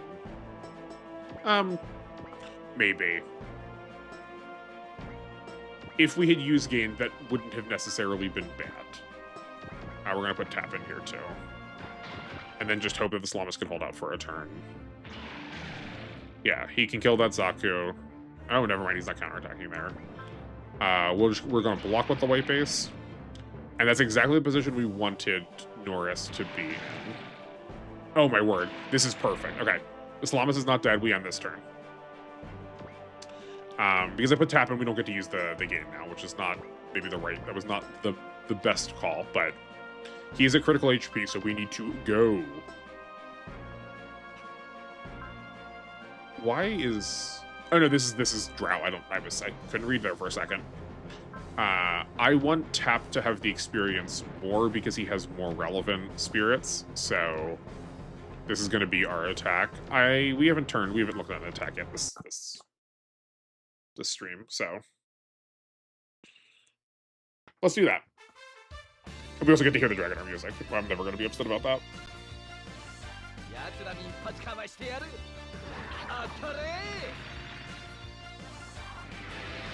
Oh, I didn't account for the shield defense. I think we'll still kill Norse on the counter attack. On the support attack. I wonder if we'll get a support attack if we die.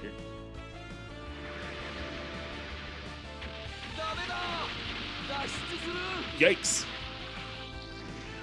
Fortunately, we don't lose a lot of money for these going down, though, because they're pretty crummy. Okay, we do not.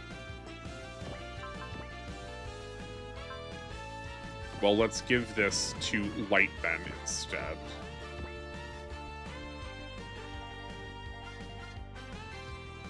Sure.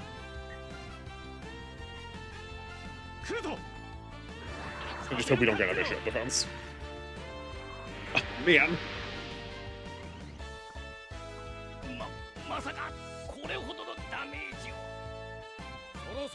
I mean, there's nothing else. There's nothing else we could have done. This is still the right answer.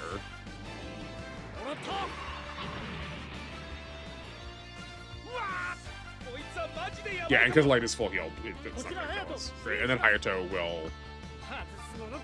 will support attack and finish Norris off. Also, I should have destroyed the other Zaku first. I don't want to grind necessarily, but I don't want to waste resources either. We're gonna need them. So if killing the boss makes all the other enemies retreat, that's some resources wasted. No, okay, we're good. We're good.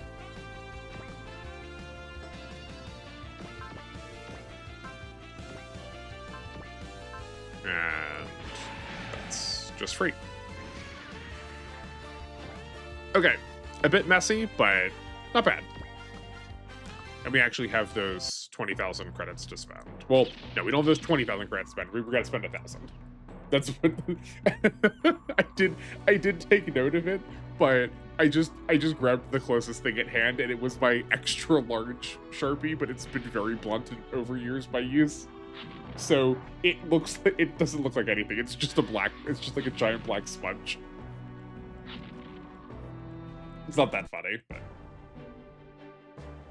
I'm a wee bit punchy from being tired. I got woken up real early this morning for a routine inspection of my HVAC.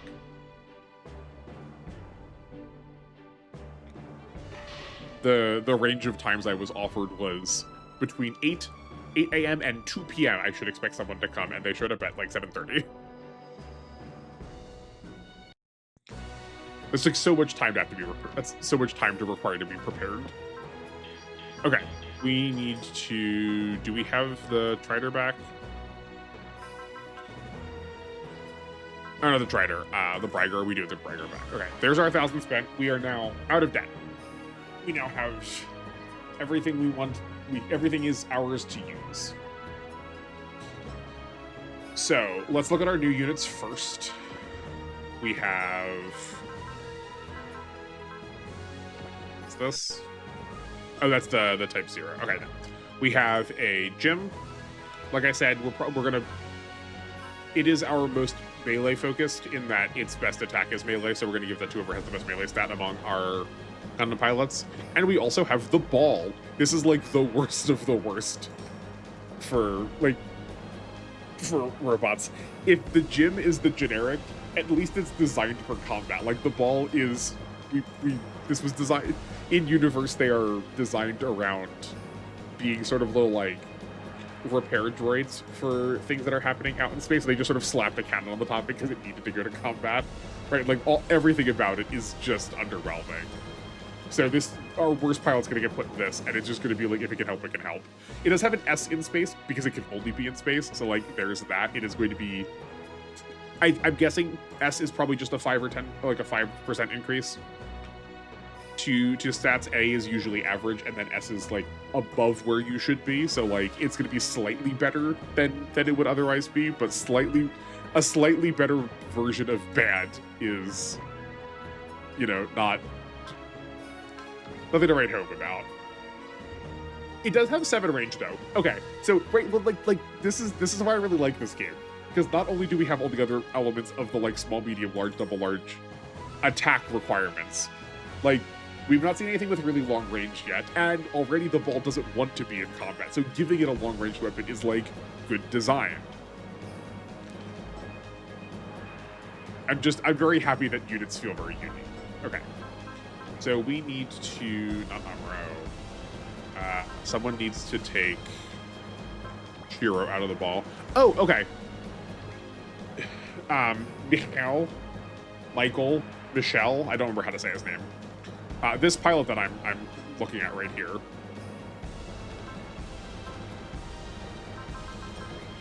He is going to be our driver for the hover tank. Eventually, we can't like switch him out of that, but I guess he can pilot things in the meantime, so I guess we can put him in the ball. Okay, so we are looking for Gundam pilot that has the best melee. You're not here. You also don't count because you are a main character. Not a Gundam pilot. Not a pilot. Okay, Kai's got 140. Hayato has 146. Right, doesn't count. Sanders has 141. 30.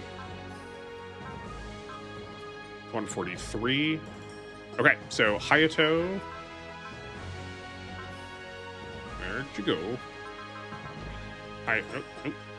Here. Hayato, you are the one that needs to get in the gym. And then Sanders. Actually, yeah, let's figure out. I guess what does the ball want the most? Just to like be out of combat. So it probably should have a pilot that has bullseye, just because being that far away is going to mean that they have less accuracy. So let's put Sanders in it. We'll put Sanders in it. Because he has bullseye and we're not really doing anything else with him. Yeah, okay. And then he can go on the Zaku. Pain's already set. Okay, that's good. We're all set up. And we finally get to spend some stuff. I'm not sure how much I want to spend right now. Right? Because we're going to be... This is literally the worst of the worst. It can only go up from here. So how much do I actually want to, like, spend resources? Oh, you know what? Okay. We're gonna hold it for a couple of units in 2 scenarios. We do sort of have our hero units. I know what I said about...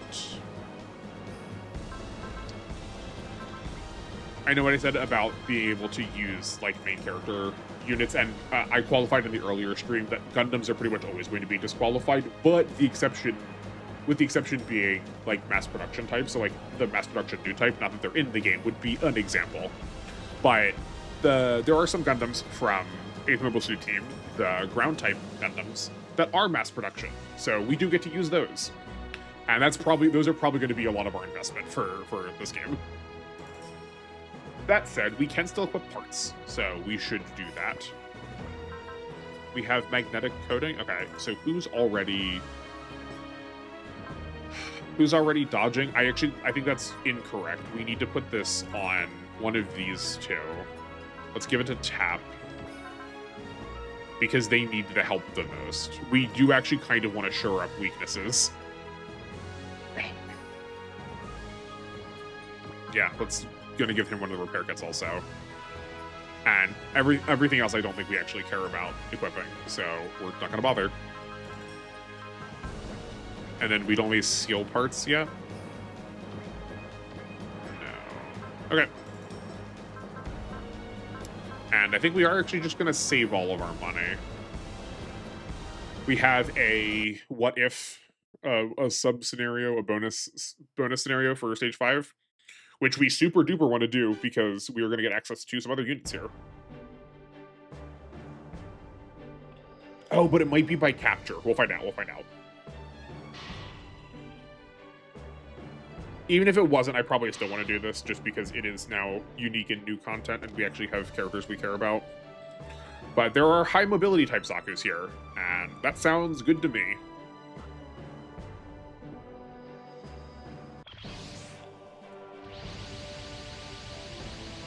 Oh, that's what Aina was in. That's what that gray one is. Okay.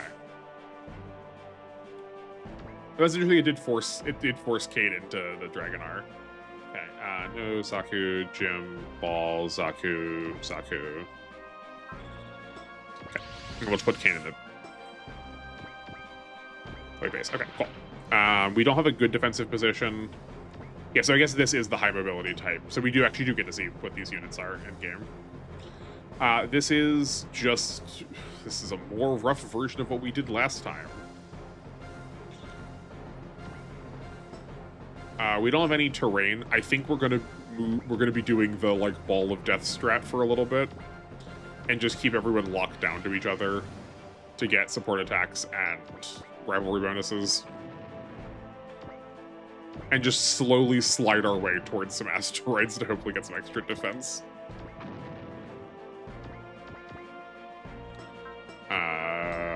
I think we're out of range enough that we don't have to worry about putting Kai's focus on yet.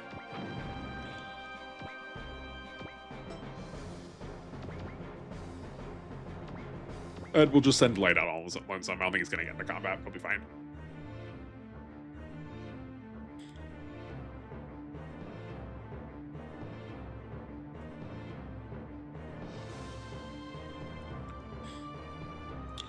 I think we're going to jump to the right, because I think they're the closest, and we'll just start going for these Dines.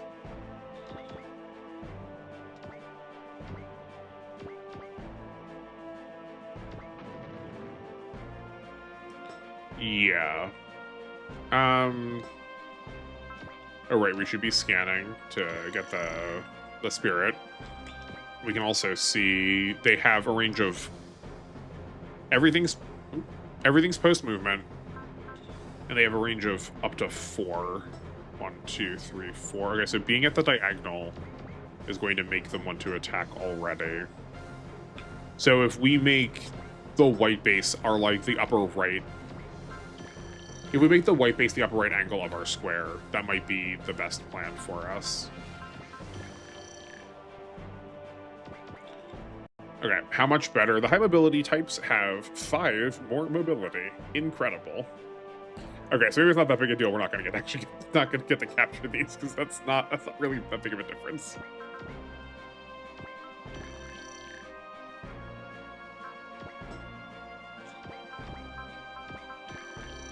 I promise this will matter. I promise this will matter. Cutting SP costs, especially when we have so little healing and he is healing, is really going to make a difference in the future. And also, like, it's not that scan doesn't matter. Like, scan does give us information. And scans will be free once we get that. Once we get the spirit.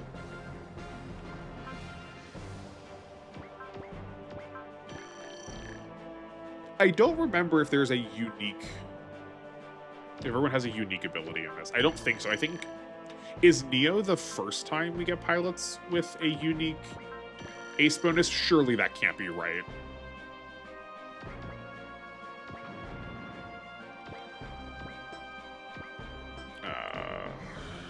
You can go here.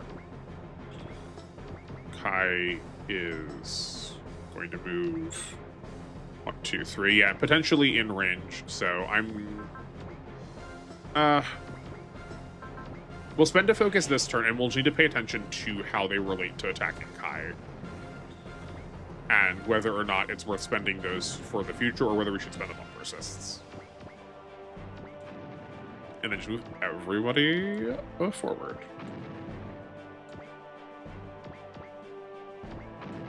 Perfect. And then we didn't use Kain because he got forced to play. Okay, great.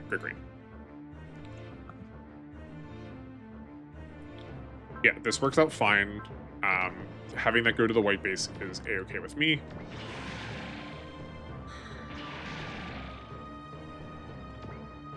21, 18, and they have 42. Okay, so that's a little under. No, that's a little over. That's a little over double, or a little over half their health.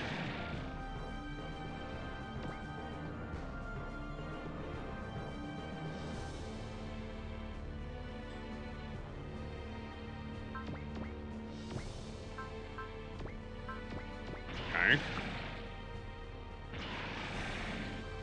What's our... I didn't look at the beacon engines. I should check that out. Okay. We take those. Okay, so Kai is getting attacked. So using those focuses does matter. That's also half, so Kai can clean up these kills. Ooh, yikes, the Musai are moving already. I was really hoping things were not going to be moving this early into the turn cycle. Yeah, we need to take these hits now. We gotta get stuff off the board as fast as possible. Okay.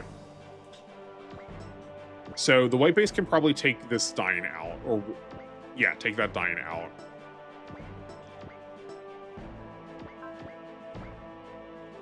Okay, the ball can soften one of these. That's not nothing.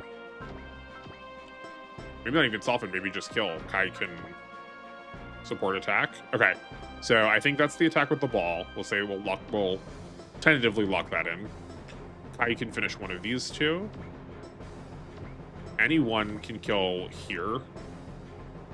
So let's give it to... We'll give it to Ryu because he's behind.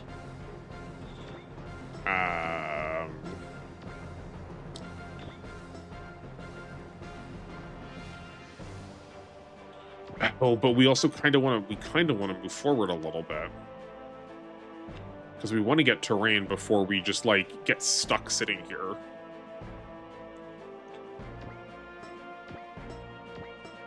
We've got 8 units. This is what? 1, 2, 3, 4, 5, 6 all next to each other. That's like a pretty good chunk. This is only a group of 3. We've got 4 here. We do have a strand on this belt that's like roughly the size of our team, but it's not as together as I would like it to be.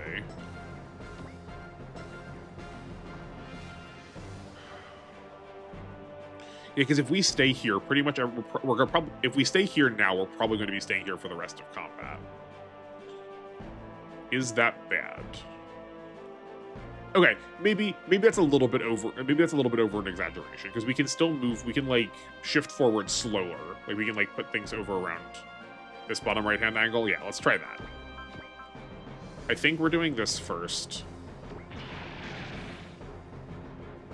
and seeing where that takes us. Okay. Honestly, not bad. Then we can take Michelle down here. Okay. Sure, that's fine. You take a hit. Not a big deal.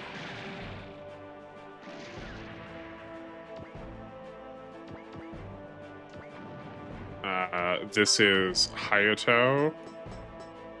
So give him his EXP. I really hope that's actually going to make a difference, and that he will be like considerably higher leveled than the rest of the team. I mean, he got a level, so that is what we were looking for. All right, we've got 5 units left and 4 enemies to kill. Those numbers are looking good.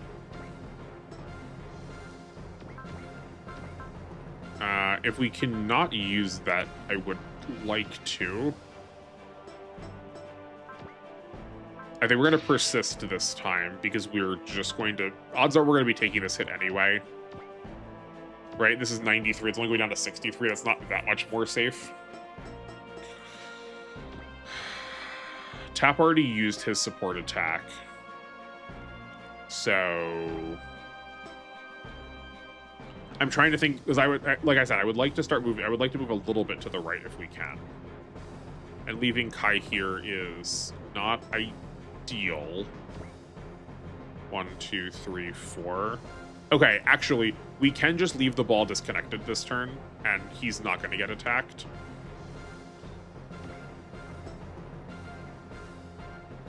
So, hold on. What was? Oh, that's really low. Okay, so we could send.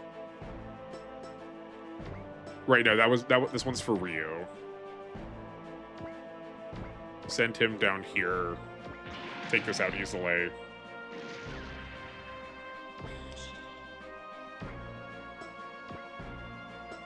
And then we're probably going to need support attacks for the rest of these. But that's okay.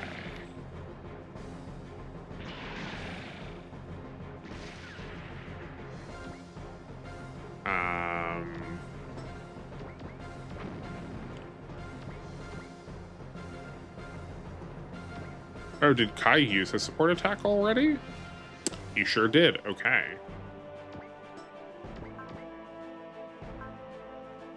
And we're not close enough, so...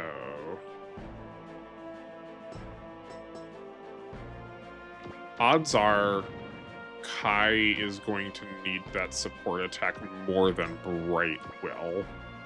So let's make that the one that happens.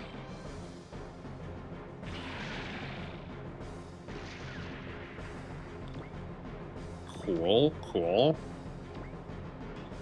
And then we want the white base to still get the attack in, so I guess we're going to move above where Ryu went. And if that kills, great. And if it didn't, that was fine. We had a follow-up, and the white base can take some damage. What's our HP looking like here? Okay. Had I known there was going to be one left over, we should have had, like, tap left over, and then had him go into the white base to heal. So we do need to still plan on our turn a little bit more. I was just trying to send because it felt like it was close, but I was not quite accurate on that. Oh yeah, because I had locked in that Kai was doing the support attack off the ball. I was not thinking, like, that action completed, then I started planning my turn, so I was like, I had not factored the Kai support attack out yet. Okay. Honestly, this is good. I am fine with this. I think the high mobility Zakus are the next largest threat behind the Musai. One right after the Dines. So I'm happy to start softening those up and hopefully take those down next turn. I guess also, based on the fact that they are already engaging us, I think the other one difference is that they have a lot higher movement than Zakus normally do. Normal Zakus have 5 movement. Yeah, they have 7 movement. So high mobility doesn't necessarily translate to the mobility stat that this game has. The ball movement, I'm just sending because it doesn't actually really matter where it's going. It was never going to be adjacent. Is this Kai? This is Kai. Okay, perfect.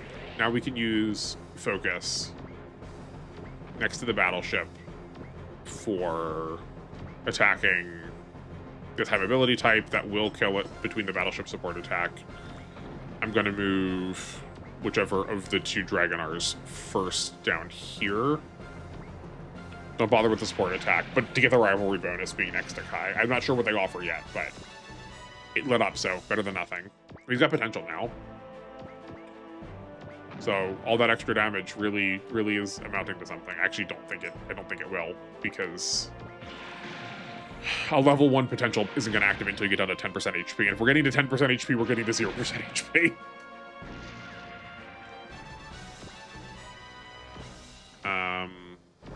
I think we're going to use Light's healing here. Yeah. And we can also use it on tap too. I'd rather use it earlier than later, because that means we get to, like, push and see the full extent of where our actions can be.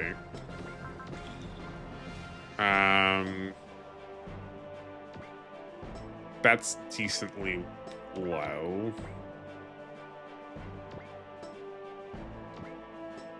I guess, yeah, I should assume that if the Zaku can attack it, and I'm attacking a Zaku, then I can get counterattacked too. Wasn't this... Okay, there is a support attack. There's a support attack there. So, I'm...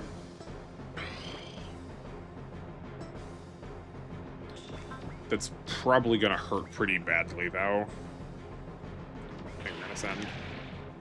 Yeah, and then... Oh, incredible, incredible.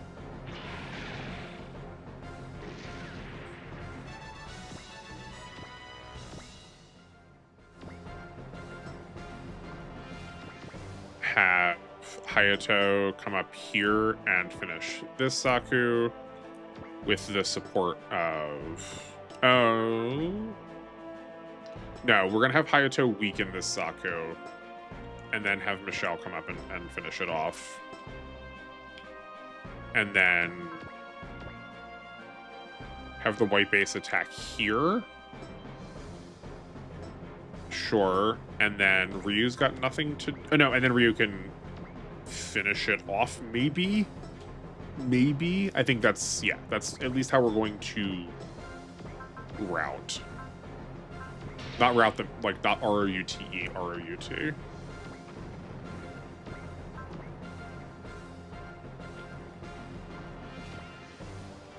Yeah, and if he kills he, then it's fine. Yeah, I didn't think he was going to.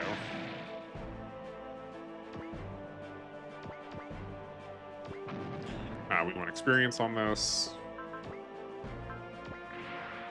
And I guess we'll put a Hirameki up. He is on the front lines after all, so odds are he's going to be getting attacked. Okay. Let the white base soak up this weakening hit. Oh, that was a lot of damage. Okay. What else does Ryu have? He's got a persist. We're definitely gonna put that on just to be safe. I don't think he could do 21. Oh wow. No, okay, the crit really helped. Does he just have like a really like ludicrously high 152? It doesn't feel that much higher than the rest of the squad. No, it's not even that much higher. I guess it really was just that crit.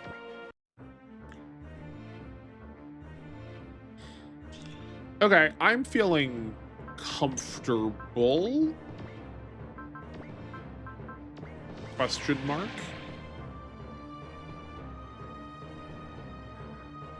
Perfect. Well, not perfect, because he was on terrain, but that is exactly what I was expecting to happen and why I wanted to put that flash up. And now we can let support defense take over here. Weaken that dry.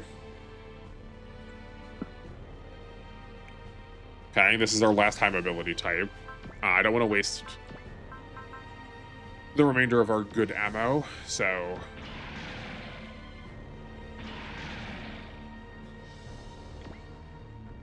And we were going to need 2 attacks to finish that high mobility type anyway. Right, the ball is now in position to also start making some actual active plays. Okay, this can... We have a support attack, so we should probably use it. So let's assume here we can, if not kill that Zaku, then have light attack the high mobility type, killing it with the support attack. He's at full health too, so I don't mind committing him to the more dangerous, risky HP situation. That dry can go down to Ryu.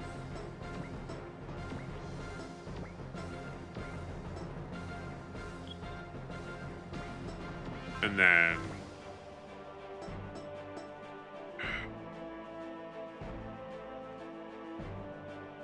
But it's going to leave these here, though. Because now might be the turn where we can, like, we can get some more advantage over to the right side. Or at the very least, we could, like, move these 2 units up. Because they don't really have a lot to do.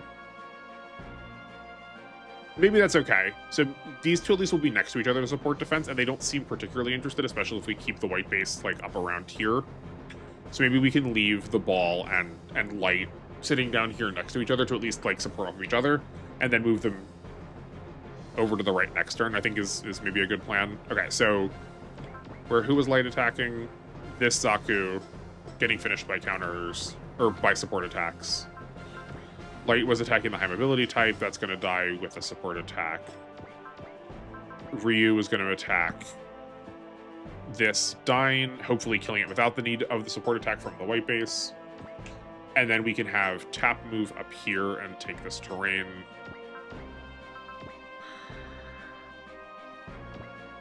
Not first before whoever's in this Zaku is this Kai. Yeah, not first before Kai attacks this Zaku with a support attack off of this dying. Not this dying. What are these? What they're piloting? Drow, Alpha Drow. The white base is definitely going to start softening up the Musai. Hayato, if this isn't dead, can finish here. And then if it is, I don't really have another good role for him. And then Michelle can attack this Stein. Okay. So I think that's 1, 2, 3 4 enemies dead. And then one more in a position that's going to be dead next turn. This Musai probably is going to take 2 turns to kill. And this Zaku at least is probably going to stay in place and do what it did last time. I think that was attacking Michelle, so we should also put a flash on him. And then he'll be prepared to die next turn too. Well, okay, there's our first problem. But as is to be expected, not everything's gonna go right. That might, if that's our only problem, I think we'll be okay. Shame we can't use that repair kit now. That's only going on to tap. That being said, that does mean we should use taps. We should use tap a little bit more aggressively. Because we do have a free heal on him. Right, we want to keep tap in place first. Focus to get that down to 30%.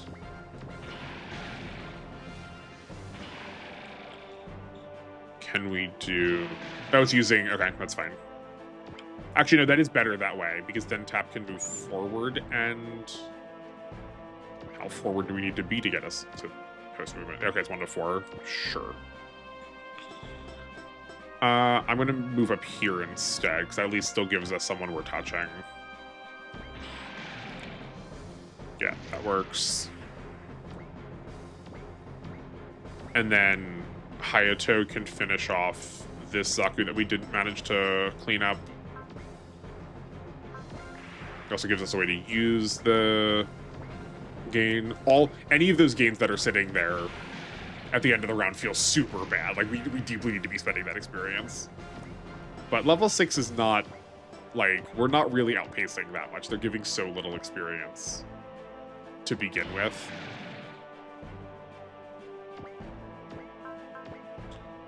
And flash, and that Zaku is not low enough, and this is a uncountered attack, so that's better. I was pausing for a second to think we need to use gain, but we're not getting any kills, so I don't think it's worth using. And yeah, I'll send that over to tap, just like we just said. We wanna let tap soak some more hits. And that 1,000 plus the like 2,600 they're taking from basic attacks is probably enough to use the repair kit. I do think, unfortunately, or fortunately, depending on how you want to think about like what constitutes strategy here, I do think we are going to see a lot more units go down than I would normally feel comfortable with. Like as we get later into the game, we're going to see that progressively less. But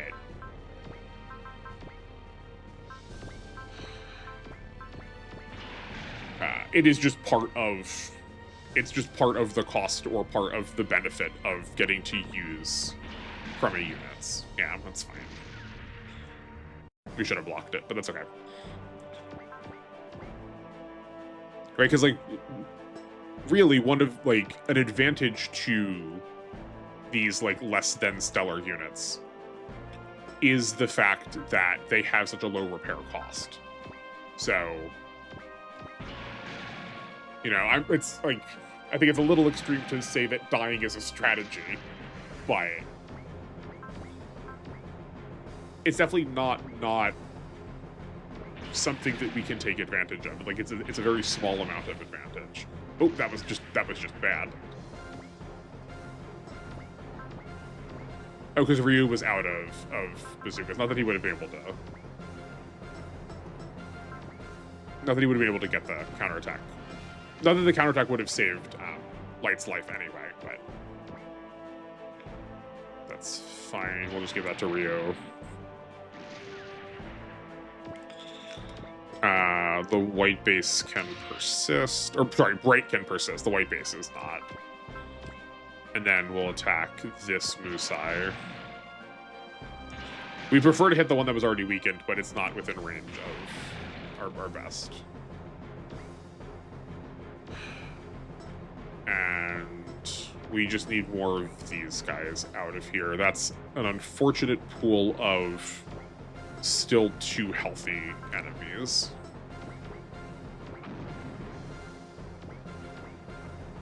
I don't want to be attacking the Musai, thanks.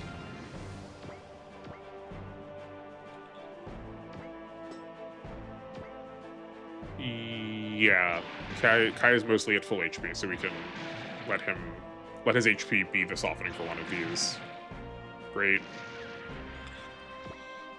Also, I should look at what these Dying are working with, because they've had we've had a really generous time being able to hit them with things, but I see that their longest range is 4, so that's why.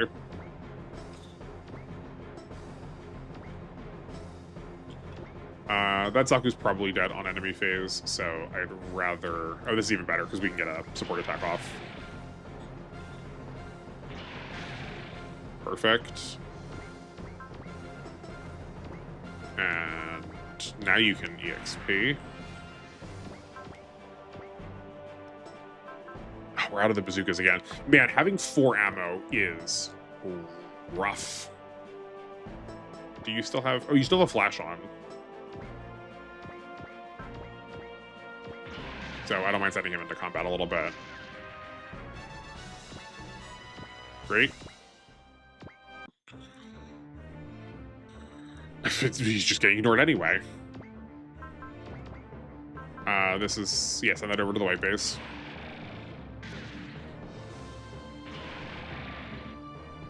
Yeah, the thing we're looking for the most right now, looking at how this scenario is going, is any kind of sustain, any kind of recovery. Pilots who have the ability to heal are going to be at the top of the list of team members and getting the best treatment for units. And the other thing we're looking for is ways of dealing with battleships. We don't have any really big units, so battleships, we can't afford to just have the white base handling it. It's not...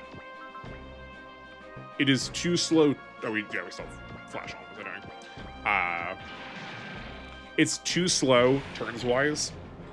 Like, it puts us at a great deal of risk just because we're going to be sitting in this battlefield so much longer. And they pose a pretty significant challenge, I would say, in that they do a lot of damage, and this game does not seem to have reduced their accuracy really hardly at all. By the fact of being a battleship, as opposed to some of the later games. Or some of the earlier games, I mean. Some of the earlier games, sorry.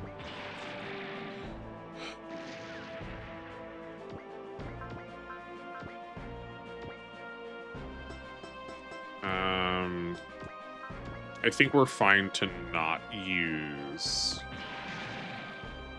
not use that repair kit, and yeah. I think we're all set. I am gonna intentionally capture this Musai then because of how we're sitting here. May as well get some extra funding out of it.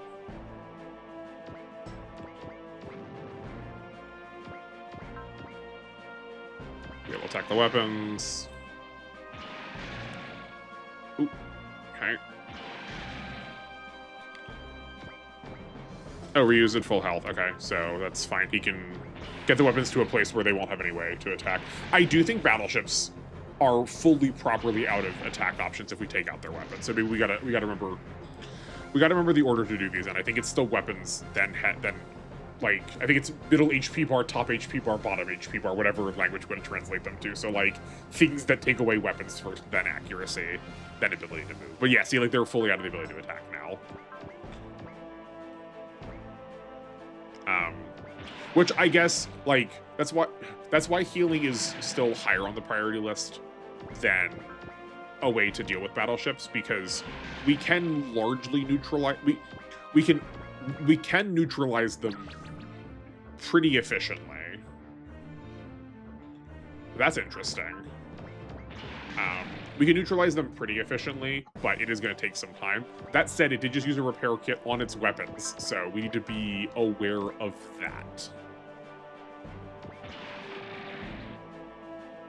Also, the ball is putting in a lot of work. That was a ton of damage. That S scaling in space is not nothing.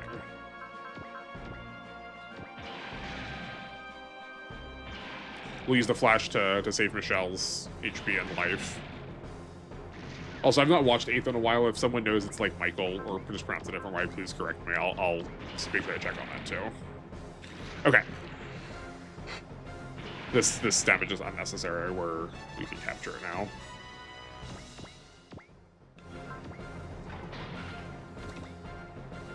Musai. We can.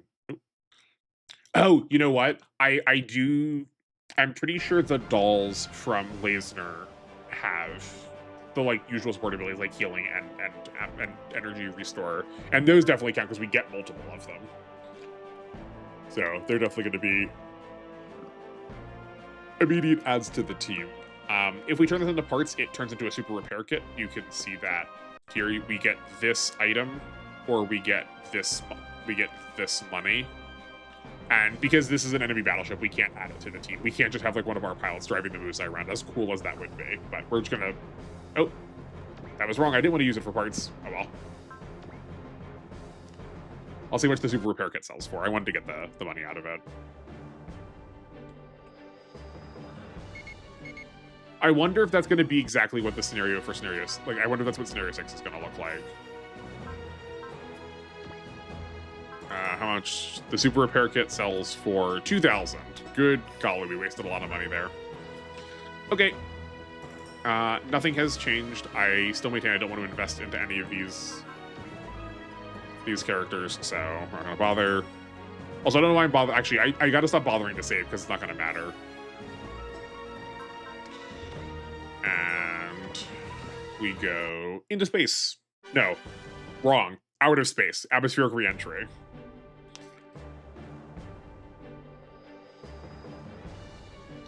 Shame this is the one we're definitely gonna be ending on this one. It's 9:30 right now. I don't think we're gonna have. If I can finish this before 10, maybe we will play Scenario 7. But Scenario 7 is looking like, or Scenario 7 is where we're gonna get the Gundams, where I think we're gonna be much more in business. But we're gonna just miss that for today. Oh no. Oh no. No, stop that. I hate when the game does this. When it forces people into...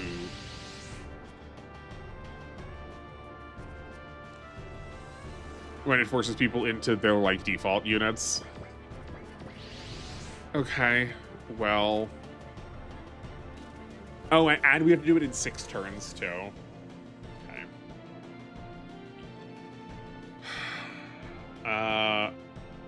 Amuro, Trider, and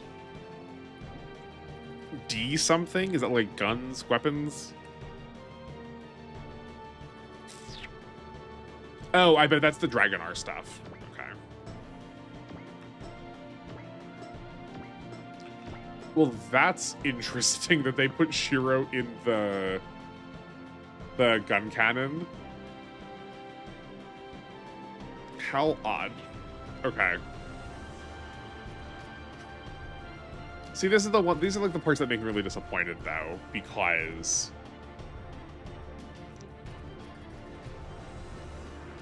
right, like it's just forcing you to play in the way the game thinks it wants you to. Really, you don't get to be cheeky or goofy or anything. Okay. Well, then let's just clear this one as fast as possible, and then we can get to the Gundam one.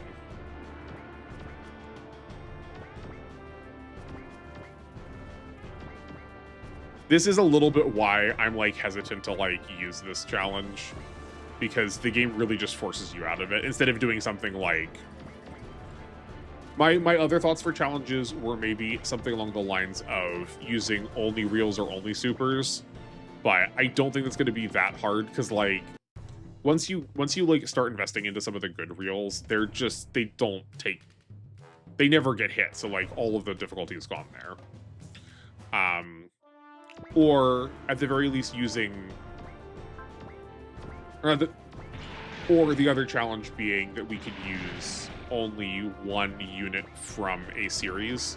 So like if I want to use a, we'll have to divide it in a way that like makes sense for, say, Gundam, right? So like I think that's probably going to be by like universe, right? Like let the Universal Century count together, and then like Gundam Wing is its own series, or G Gundam is its own series. Well, doesn't do anything else productive, may as well try. Perfect, great, cool.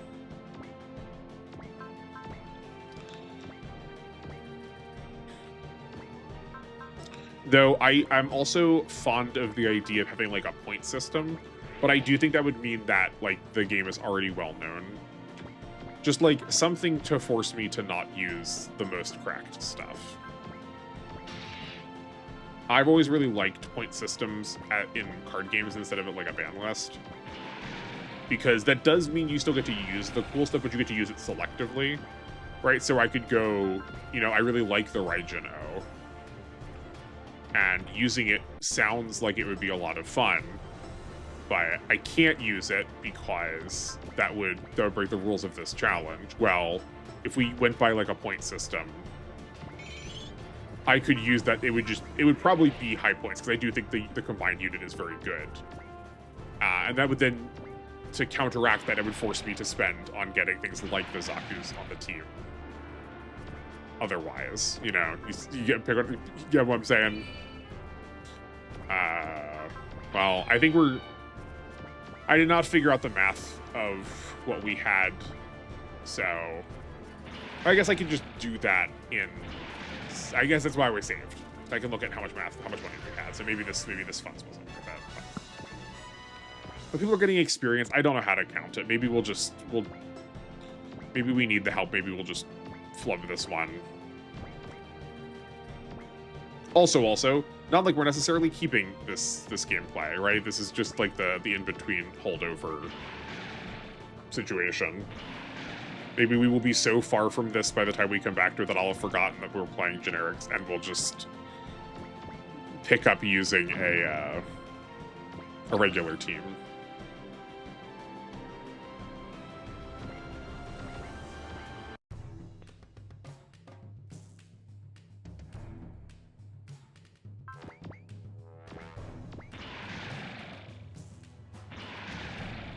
I think Meio Plato is the hardest enemy in this scenario, so the fact that he is already dead is a very good and easy sign.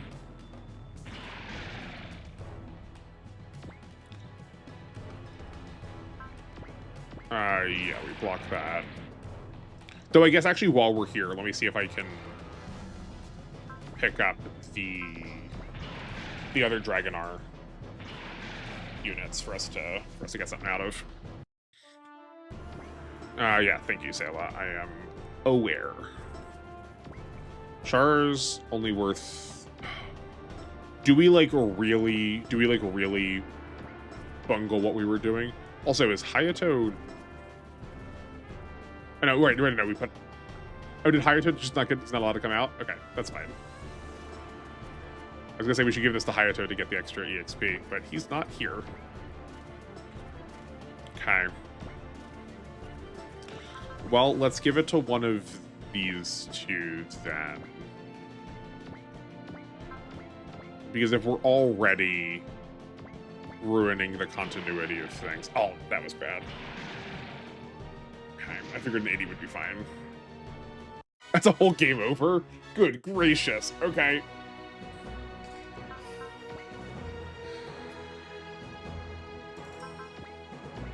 Well, we're definitely not gonna farm off of it, so...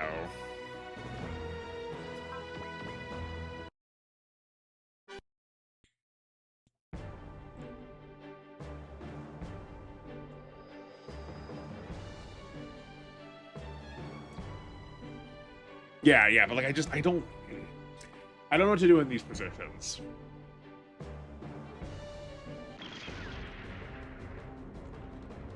Man, maybe it looks like right now the thing that would be maybe the most interesting is like forcing me into an Iron Man because I'm letting a lot of stuff die.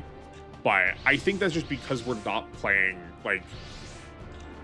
because all of this sort of feels like fillery, kind of halfway between what I want the challenge to be. Like, none of these feel like the real stages yet because we keep getting forced into like these predicaments where I feel like if it was an Iron Man I would be playing a lot more reserved. Maybe not. Can we switch pilots here? Oh, we can. Good. Okay, we can put Hayato in something. Yeah, you go in the ball.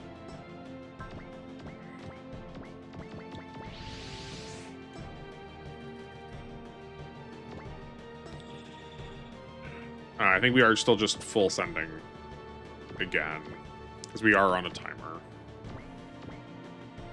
Or maybe I'm going about this all wrong. Maybe I should be...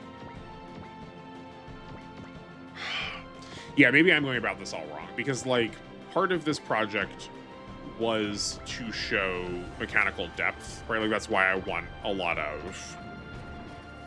That's why I wanted all this paperwork.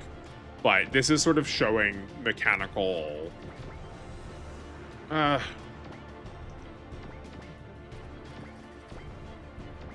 Well, no, I guess that's not... I was going to say breadth, but that's not true. I do think the project was to show both mechanical breadth and depth, so, like, at least I put that to my mind. But inherently using the worst units is also not going to be using the, like, mechanics at their full extent, so, like, maybe this theoretical situation was flawed from the start. So maybe what I should be doing is instead... Let's try and take Char out this turn. Is just figuring how to push this to its absolute limit and figuring out some, like... the fastest turn clears possible. Not speed runs, but, like, how LTC can we be about this? Maybe that was just ultimately the answer from the start.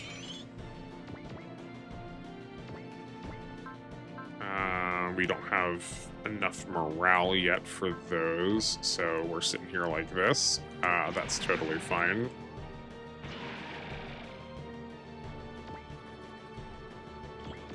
And we can maybe give that to the main character? Do we have enough range for that? We do not have enough range for that. That's fine. We'll give it to someone else. Do we have a real pilot here? No, Shiro. We can give it to... No, Kai's not in range.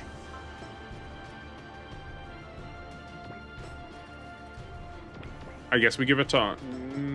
no. I guess we're going to give it to Shiro. That's fine, we're not going to use him anyway.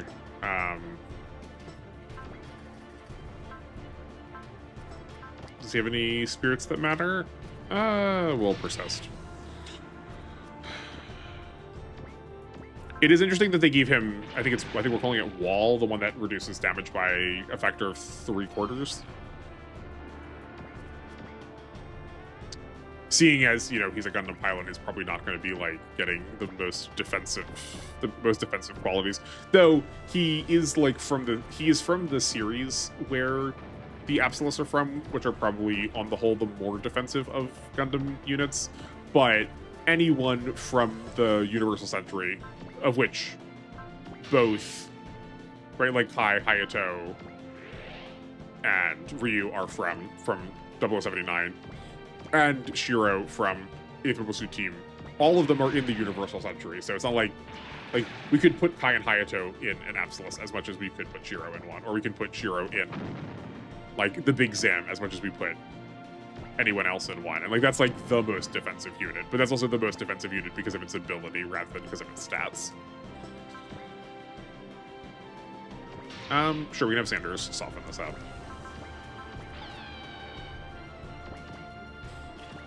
And then we'll have Kain. Kain actually might kill him. Let's see what's his health at. Maybe that was not necessary.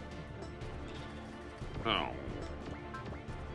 So we want to funds him again. But our post movement is not the strongest, so we'll try this and hopefully just set him to like really low HP. And if he dies, he dies. This is like weird fluff filler territory anyway. This is also our most accurate attacks we want to use this to begin. Yeah, okay, that's fine.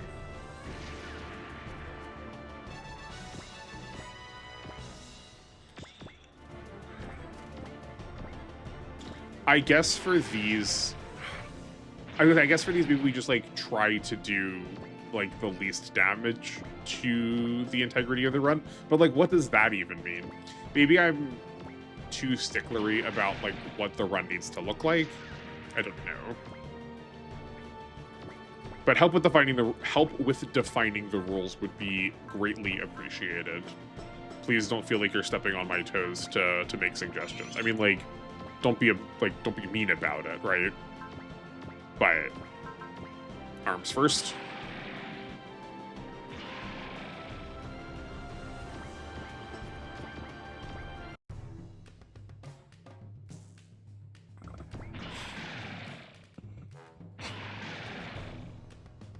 But I am not content to just have a regular playthrough, you know.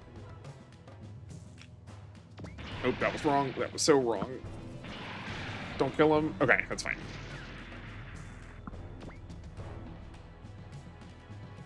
Now that we have the bosses cleared, we can switch. Well, the main boss is cleared. We can switch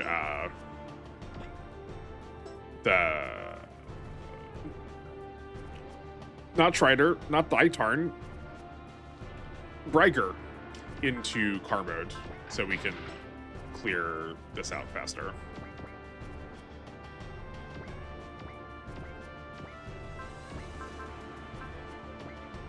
Head, we want a dodge here. We can use Machis.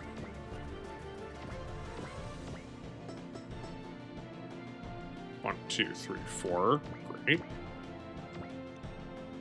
And that's going to the head. Perfect. And then hopefully the Gundam can finish that off just immediately on the legs. Oh, not quite. Darn. Does anyone else have sniping? Is there a way to look at all pilots? No, it's not a good way to do it. Drat. Because what would be excellent is if we could just move the white base here right now, capture it, and be done with it, and then we can move it forward again next turn. What turn is it? It is turn 3. We only have... What is it? I believe it's on turn 6 we fail. Yeah, 6 turns have passed. 6 turns have elapsed.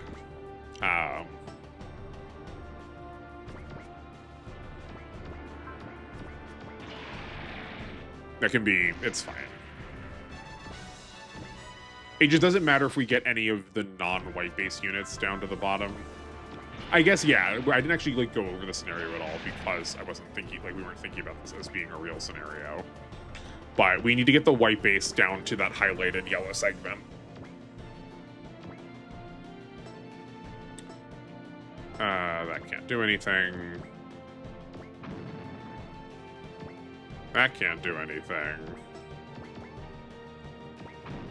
Yeah, not that this scenario was like really well set up for our plan anyway, seeing as you have to like be fast, and the whole point, not the whole point, but at present our tactic is to take it as slow as possible. Okay, we could try to attack with the Vulcans here and hope that they don't do so much damage to kill it, but do enough damage to take the legs out. I feel like that's needlessly risky to then have to waste so many more turns to take out the other part, so I'm just going to not do that.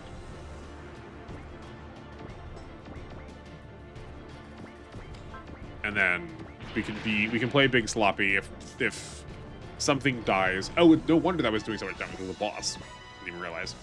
And if stuff dies that doesn't give us a game over, then that's like part of the cost of having done this stage, I guess.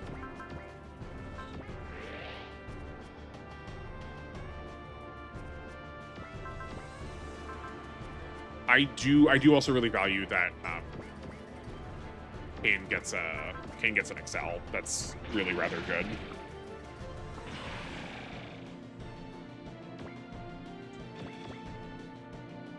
And we can go here. That's dead. We might be a little too close to the other Dragonar goofballs, but I don't know when they go. I don't know when they start moving. Or if it's proximity based, it might just be proximity based also.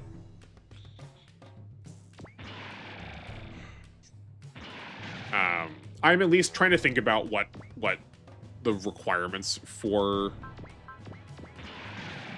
the challenge are going to be, only because my plan is to stream again on Saturday. But like I said, I want to try out an earlier time, so I think we're going to probably be going from like 4-ish to 7 or 8-ish. But I want to do it a little bit earlier because, again, I think it's actually gonna get people to want to watch. Actually, speaking of which, again, the other YouTube pop out went down. That's not helpful. Fam, thank you. Oop, and now clicking off and clicking back on has crashed to Dolphin. Oop, I mean my Nintendo PC. Yeah, okay, we are moving this turn. That's a shame. Hopefully we don't die. Okay, well, now if we're going to target Kain for one of them, we're certainly not going to. But if we go earlier if I stream earlier in the day, I'm more able, I have a higher ability to be able to go longer into the day, right? So we can definitely get 4-hour ones instead of 3-hour streams. Which, especially if we're like needing to go slow, like how we are right now, in terms of turn count. 1, 2, 3, 4. Having extra time is only a benefit.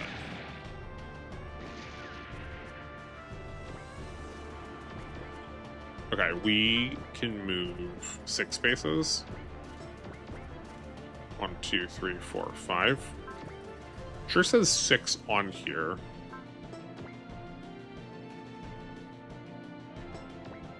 One, 2, 3, 4, 5, 6. Okay, just bad accounting. 1, 2, 3, 4, 5, 6. 1, 2, 3, 4. Okay, good. So we're not sacrificing our ability to finish this stage by picking that up.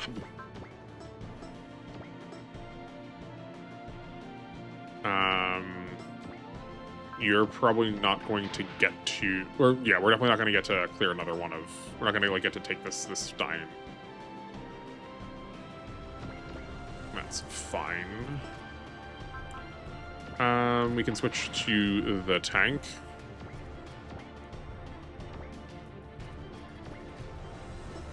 Maybe not. That's 30 accuracy.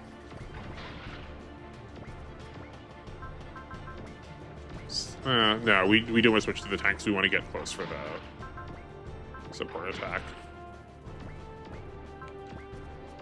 I do think you get way too much, like, support adjacency bonus in this game. I don't know how that stacks up for future titles, but gracious, is there so much just stuff from being close to each other. I don't mind, like, your positioning being rewarded in a way, but it feels so much like you are just supposed to constantly play as, like, one large clump that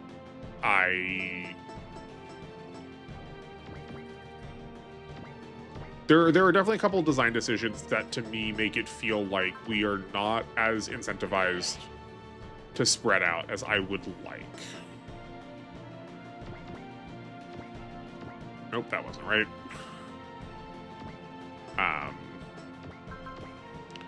Especially in how there's just, like, seldom ever side objectives still.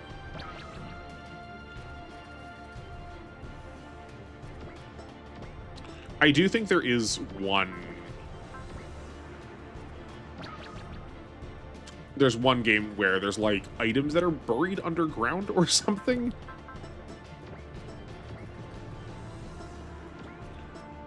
So I don't know how that stacks up in terms of feeling like there are side objectives, but it definitely has potential. And not the defensive kind. I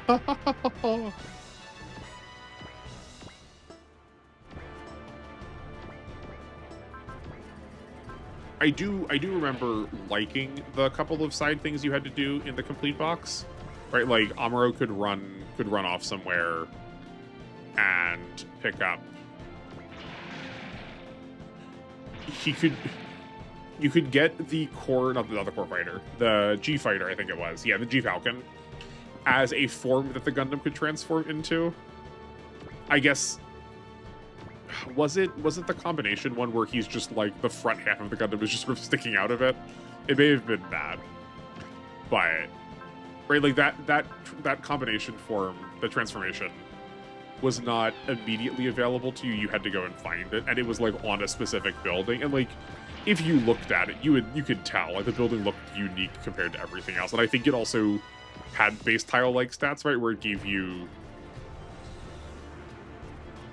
regen where the other buildings in the area did not. So like it was pretty clear you were supposed to like it incentivized you to go stand on it, right? It was like you were clearly supposed to do something with it, but at least it was something to do, right? Like they don't need to be hidden, right? Like buildings in Fire Emblem, like villages in Fire Emblem, are like clearly labeled, like they want you to go and interact with them.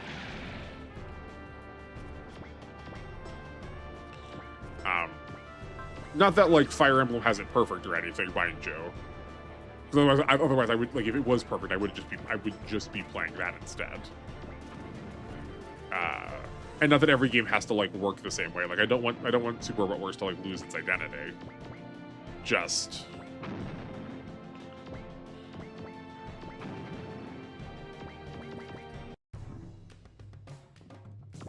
you've given me so many systems, like make me use them. We're like just cresting 10 o'clock. I don't know. I'm getting tired. I've been yawning a lot. We'll see. We'll see. We've still got 2 turns left. Yeah, I think I probably will call it after this one. That is when I said this group is going to be over anyway. Right? It's not like I'm shirking on the promise that I made. I just,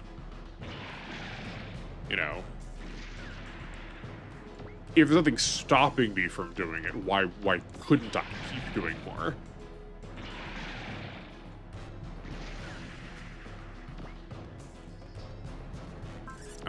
We're definitely gonna dodge there because the ball doing damage to its control panel doesn't mean anything.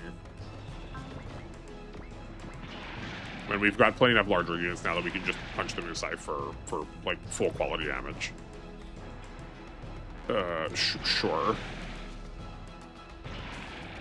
Is that Zaku also a boss? Is there like someone important in it? Just send that forward. Yeah. We kind of need to not think about what's happening with the white base.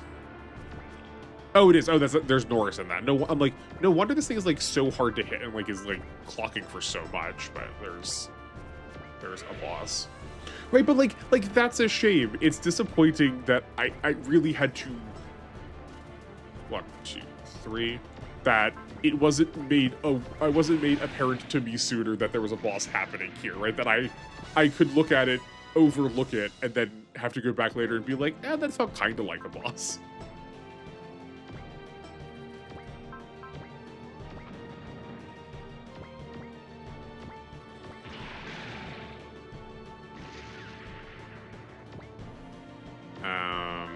Let's get, no, we want, no, there we go. We want the rocket. Get the rocket.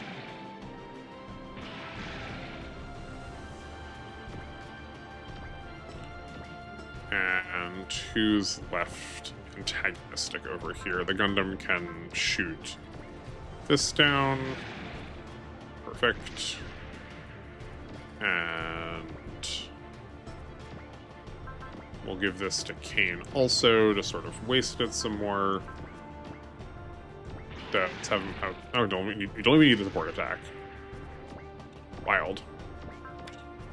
We do get to use, this is a rare opportunity, so let's take a look at the Riger's attack. Also, I'm noticing that the music is not changing because I'm not going to combat, so I should probably also open with an attack animation so we can get some good music and then switch afterwards. And switch back to no attack animations. Man, I have no idea how people play with the attack animations on for the whole game. These got to be like 80 to like 100-hour experiences. I think I've already said my piece about the animations here. They're not very good. But for the games that have like genuinely incredible pixel art, like I was just talking to my friend, I was there yesterday, it doesn't really matter which exactly day it was, about how good the GBA sprites were, and that, you know, the GBA. Oh yeah, I was trying to rip the explosion animation from the game, and one of my friends had suggested that I just like take the sprites of the animation and just lay them over top of each other, right? Like there's like probably like 2 or 3, right? It can't be that big deal. There's like 12 unique sprites that it goes through for that attack animation on the GBA. Like there's so much detail put into a lot of these attacks. So like I get why they're cool, right? Like they're really well made. It's just so much time. It's so much time.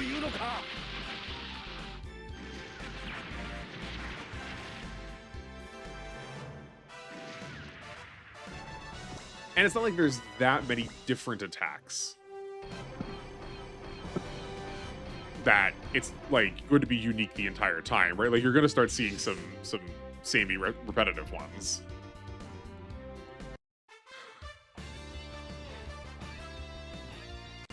You know it's a Gundam situation when... Well, that's not right. You know it's a Gundam situation whenever there is somebody who needs to go into orbit but doesn't get on the ship fast enough. Also, weirdly, because I didn't have... Okay, because I didn't have the stream...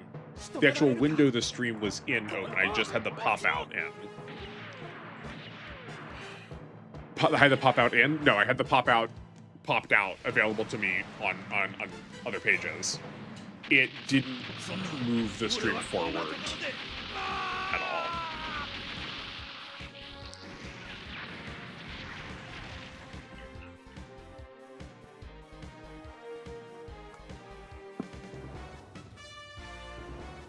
Oh, and I'm not clicking onto the game again. Yeah, I didn't figure out how to fix that yet.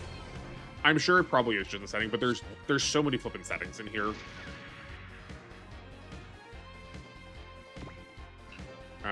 Yes, we do want to take that as a unit. Okay.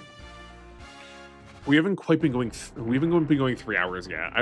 I did promise from 3 to 10 for 3 or 7 from 7 to 10 for 3 hours.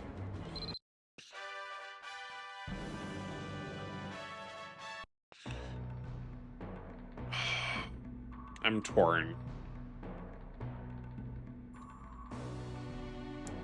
If I knew how many stage, like if I knew how many parts to the scenario there were, I would feel better about it. Right. Nah, I think I'm gonna call it. I think the next scenario is the first one we're gonna like actually get to do the thing. I forgot about this like frustrating interlude where we're forced to use the main characters again. And I'd rather like make those be the freshest, best ones. I also have 65k to spend. I am probably just gonna spend all of this.